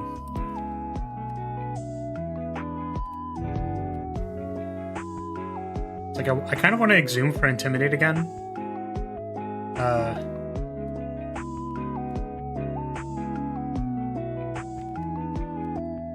I guess we're trying to draw this like Immolate Power Through would be really good, but if I draw it next turn, it is terrible.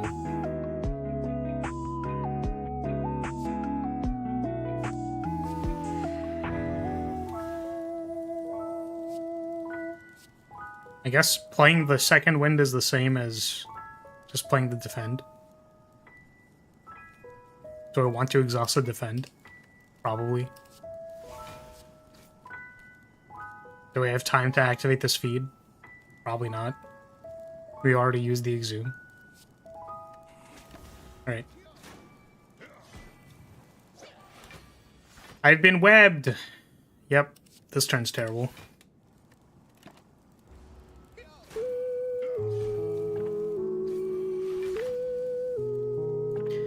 There's our Immolate Power Through.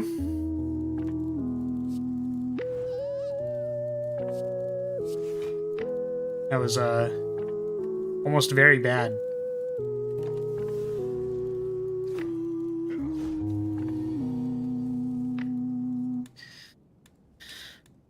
Are we dead?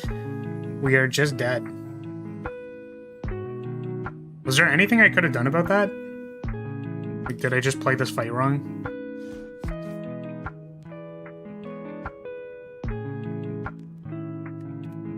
So this run's over. Because generally I don't do resets. But I am curious, like, what was I supposed to do? I could have maybe tried, like, early digging for Immolate, which wouldn't have worked out. I think Intimidating here was good. Didn't feed hard enough, or perhaps fed too hard. Yeah, I already have the collar. Honestly, if someone collared me, I probably would have lost already for sure. I think this was correct. Wait, did we draw a different starting hand? I think we drew a different starting hand for some reason. Because I don't think this was my starting... Because I exhumed turn 2. Or maybe what I did was I war cried here and hit exhume. Yeah, okay, this is what happened. Okay. And then I armamentsed, I upgraded the defend, and then I targeted the back guy because he's gonna ensnare me. We had one block here. This turn was pretty bad, because all we can really do here is Intimidate to prevent damage. Like, Intimidating prevents the most amount of damage here. And then, like, these attacks don't do a whole lot. Second wind doesn't do anything here. And then next turn we take 31.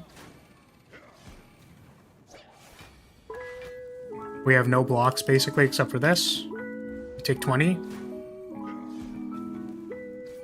This turn, Immolate can kill the guy. Power through blocks the rest of this. Playing the defend doesn't matter. And this turn we just die. This is the reshuffle, so like we drew different cards, but I think we just couldn't win. In this circumstance, we might be able to. I'm gonna concede the run, but like this seemed like an RNG, bad RNG. So it was like doable. We didn't have any like potions or anything to make up for any kind of bad draws, so I think we played the fight correctly, and then we just kind of like got screwed. I think the deck was also fine. This war cry ended up being kind of awkward. Like, wasn't really doing much. Yep, I mean, I don't know. It's fine. Okay.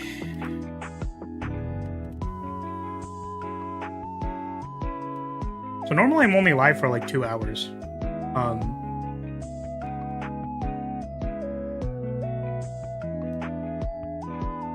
Because I gotta like eat, get back to work.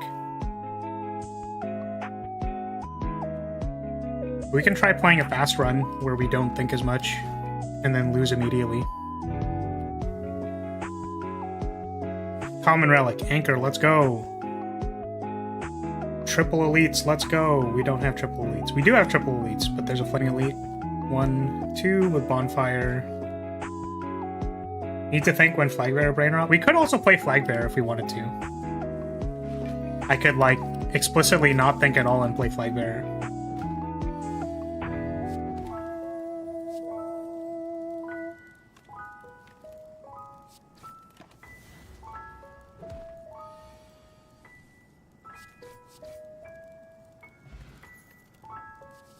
Our weakness was great.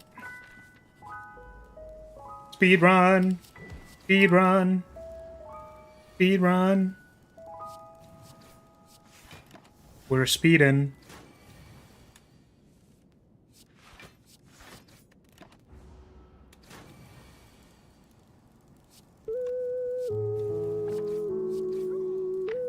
Eventually, Flyer, stop thinking. Eventually? Yeah, I already have. Stop thinking. Clothesline is a decent damage card, right? I can remove a strike. We could have checked to see if he would have a shop. There was a shop there.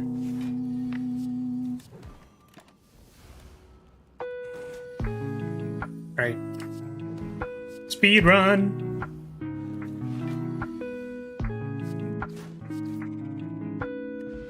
Wow, this is going so well. Bludgeon! That's probably... I actually kind of want to take the pommel strike over the bludgeon because I have a strength modifier, but let's just bludgeon things. Let's get him. We're just gonna blow him up with bludgeon. Oh, okay, everything's fine. Almost thought I didn't attack all the attacks that I could have attacked. That was interesting, I guess. Bluggen. We're gonna blug him.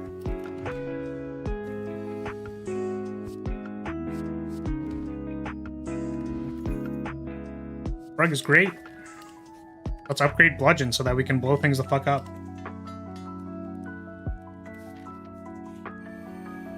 Blow him up. No, turn 1 bludgeon. So sad. Kind of want a swift potion just so I can turn 1 bludgeon, but it's not good. Turn 2 bludgeon. Turn 2 bludgeon. Let's go. Get him out of here.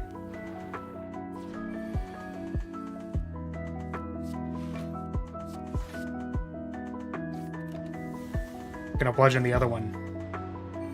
Bludgeon. Shit. Bludgeon.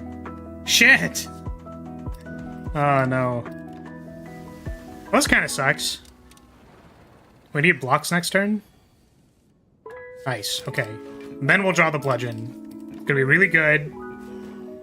Last 3 cards of my deck. Get out of here.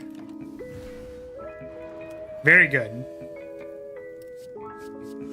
Outstanding performance. Oh, I could have clotheslined there. Fine.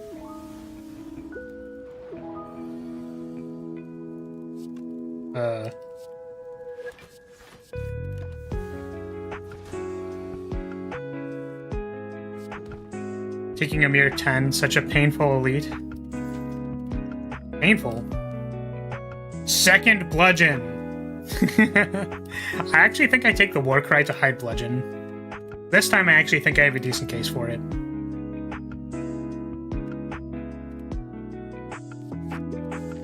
So if bludgeon is ever a bad turn and I have war cry, I can hide the bludgeon. Also, I can look for bludgeon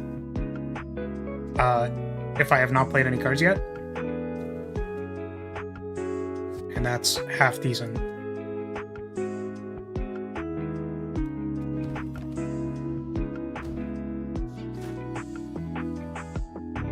Oh my god, dude.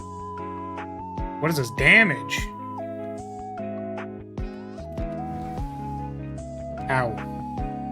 12 damage. Ouchie. Warcry looks for nothing? What do you mean? Oh, right, because you would have drawn the card that was on top anyways. Sure.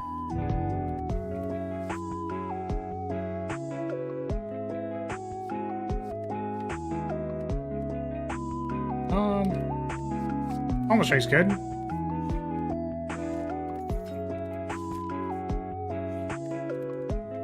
But now it does. Now we look for cards.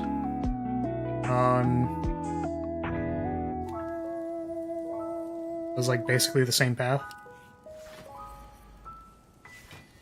Oh, you're gonna get it. Ooh, Lagavulin. Ah, shit, we drew it in the wrong order. I can shrug potion into bash, right? No, that doesn't work still.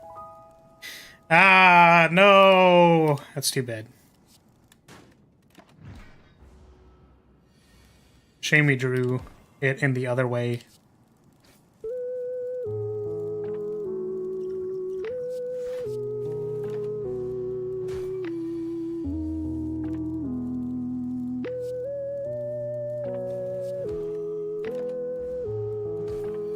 So much damage. Big ouchie. Yeah, we're fine. That's great.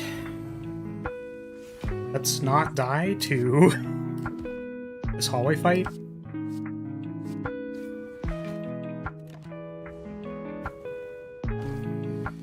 Anchor, literally the goat. Ah, I could have spotted weakness first. The lack of value is surprising. Actually would have mattered. Maybe.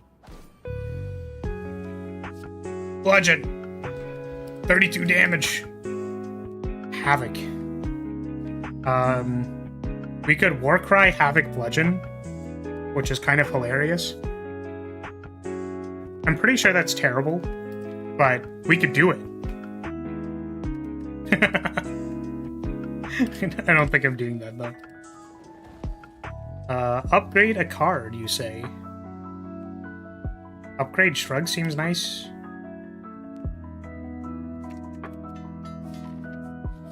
I don't know if I want to heal here or not.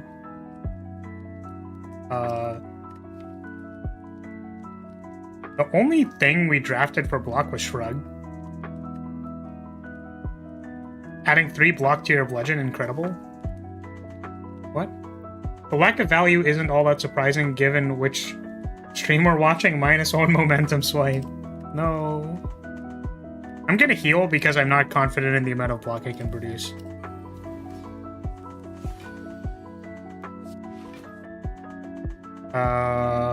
I'm gonna hide the spot weakness.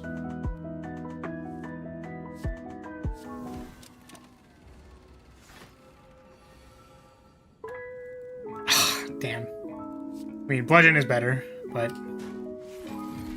In the case that that didn't happen, Spot, I think, would have been better.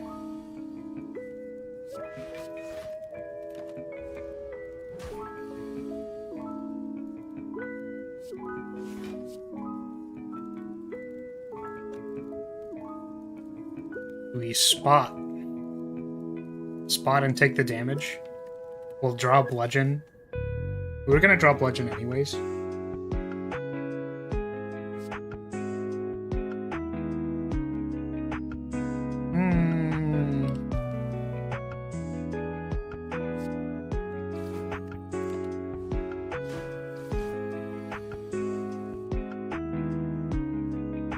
We still take 20 damage here because Bludgeon doesn't actually do it. I think that's unnecessary though. We could just clothesline and block. We won't draw Bludgeon next time though. Bludgeon is kind of a wild strength.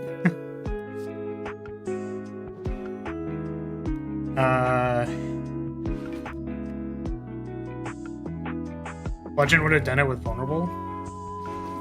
We also could have Strength Potted and then done it.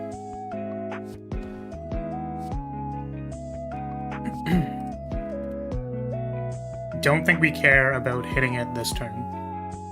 We can wait until next turn to hopefully draw Bludgeon.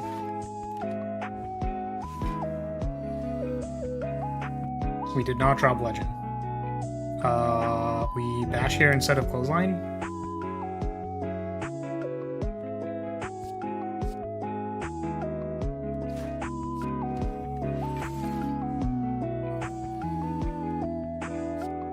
I guess bashing doesn't actually make sense because we're going to be blocking.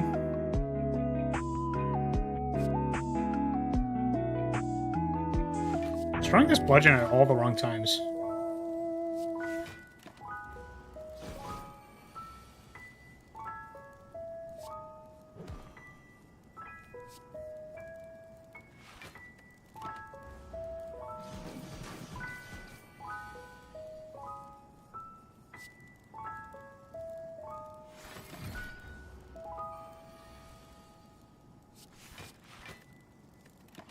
The slowest fight imaginable.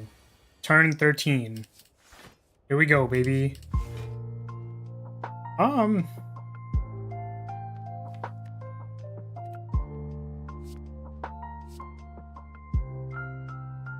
Actually, okay. I was like, do we even do enough damage? And I forgot I had 7 strength. The answer is yes. Demon form. Oh, these are dope. Got Demon Form, Immolate, Fiendfire.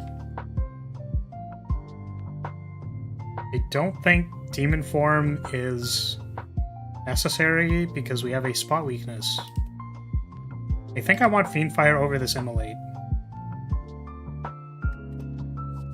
Just cuz.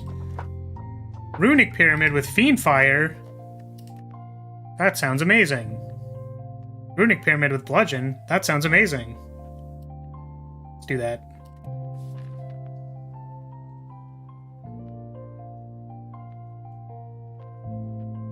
We have 3 elites and an early shop. We can take more encounters and still go to the shop. I don't think I necessarily want the encounters because I think this deck could probably kill an elite. What are we looking for? Blocks? Exhaust payoffs? Okay. Now you can guaranteed Fiendfire away your Bludgeon. Correct. You can also use it if there's ever a good turn.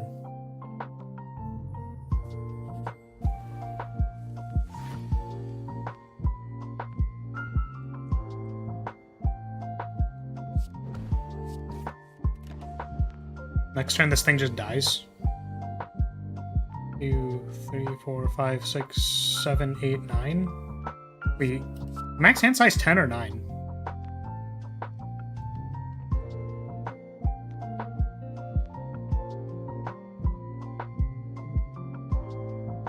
Wait, this doesn't change your hand size anyways.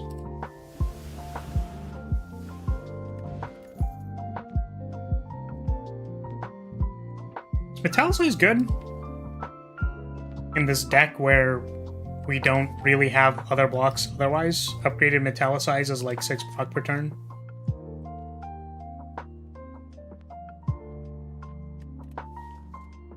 I think we can do better than metallicize.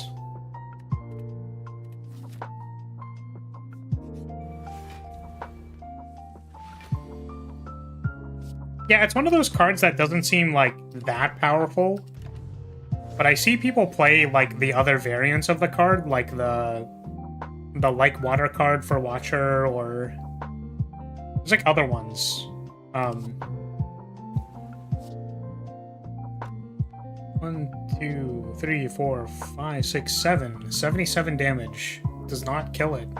It does kill it. What happened last run? We died to an elite fight because we drew poorly.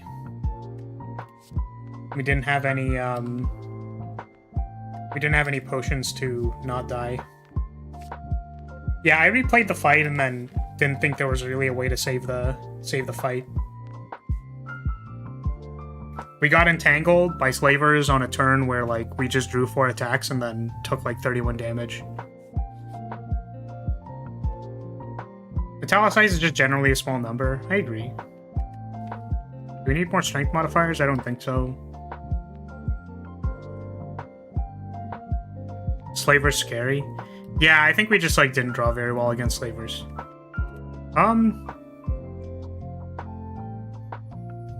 I think I want to transform 2 cards. Just, like, double remove strikes and hope for literally anything else. Bludgeon Sever Soul. I actually don't know how I feel about those.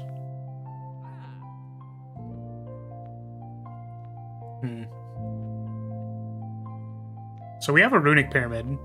I don't really know what we're trying to do. I was hoping for, like, an exhaust power, but we didn't get one. I don't know if Shrug is good. Grit might also be good. We already have exhausters, so I guess we have double bludgeon, which is really awkward. I actually just legitimately think I want to sell a bludgeon over a strike. None of these really speak to me. I already have a clothesline for weak. Don't need the body slam. Don't need the exhaust off of grit. The shrug is tempting, but I don't know if I need shrug when I have pyramid.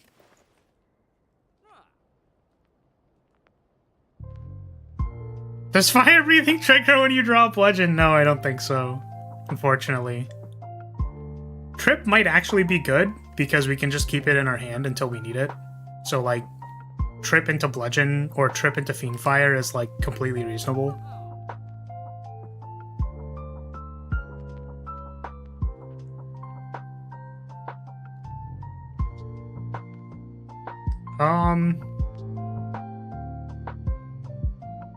I'm actually gonna buy this trip. And then I don't think we need bag because we have pyramid. Nunchaku might be good.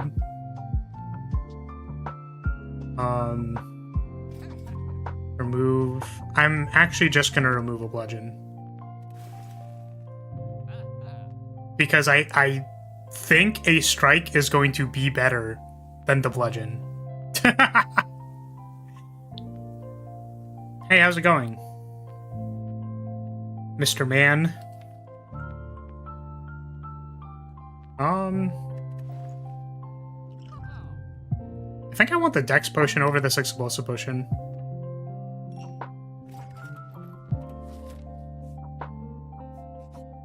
Alrighty. Oh, shit. Man. That seems really bad.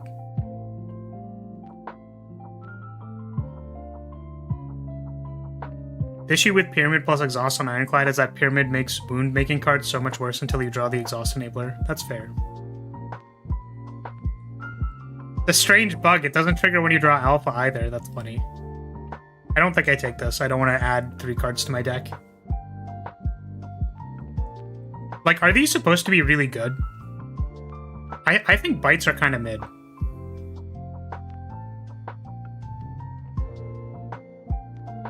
Because, like, at Ascension 20, I think the problem is more, like, having enough block to not die. So I feel like you can't dirtle around with the bites. I'm just gonna refuse. Here's the book.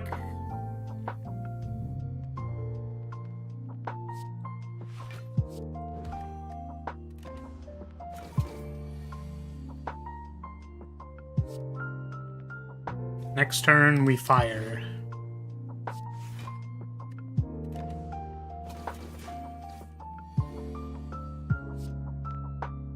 $21 times 9? That's enough.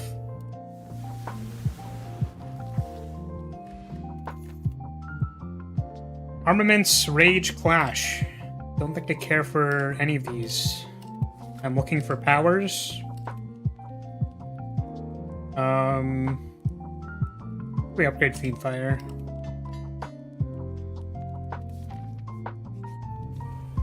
Slavers again. Warcry Armaments.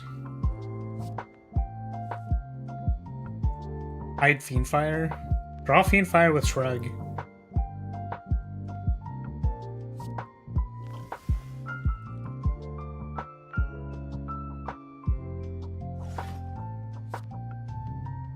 Sequencing doesn't matter too much.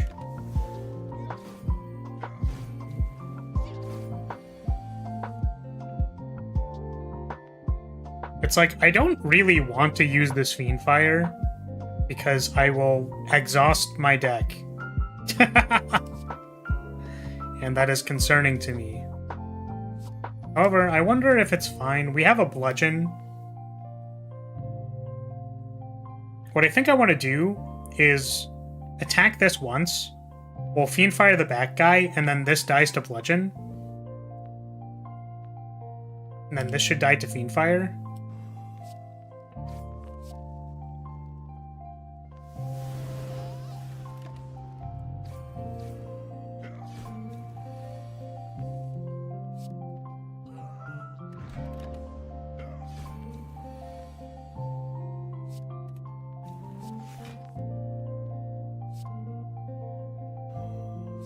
Pretty good.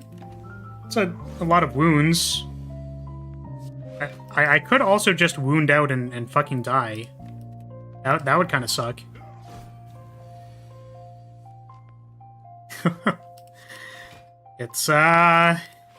It sure is happening. Oh shit. I mean,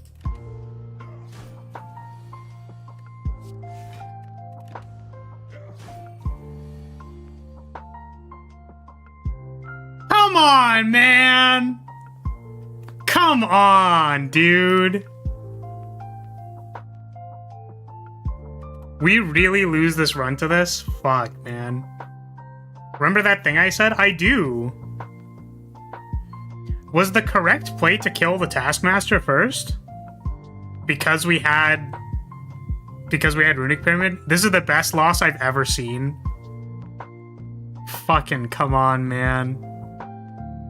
I guess we just had to kill Taskmaster first. Literally all we had to do was draw a Bludgeon.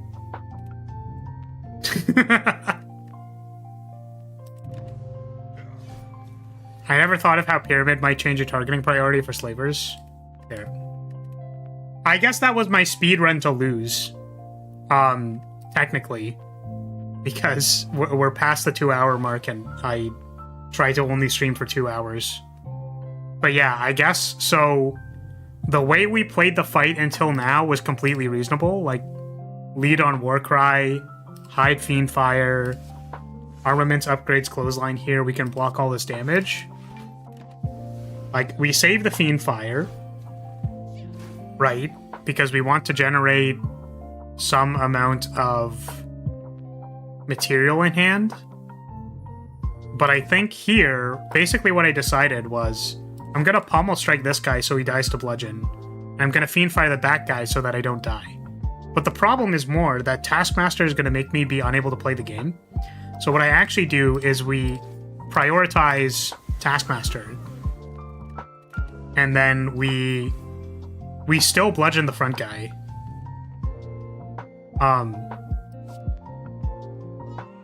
And then now we're 1v1ing this guy.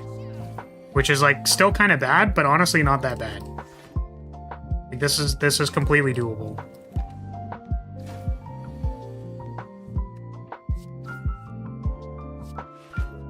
Man, what a terrible fucking loss. So bad.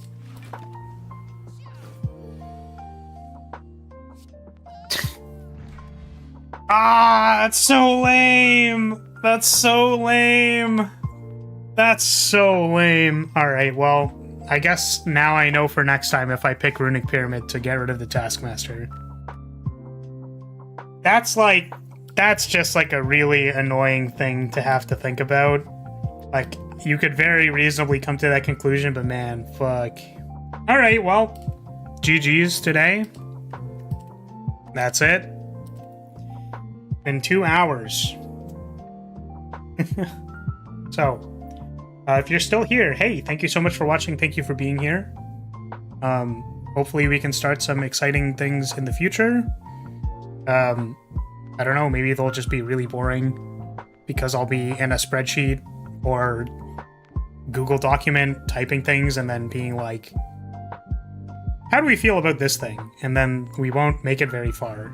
And then it's like, are you going to play the game? And I'm like, no, we haven't bought it yet. We'll see how it goes. So, if you're still here, thank you so much for watching. Thank you, everybody, for being here.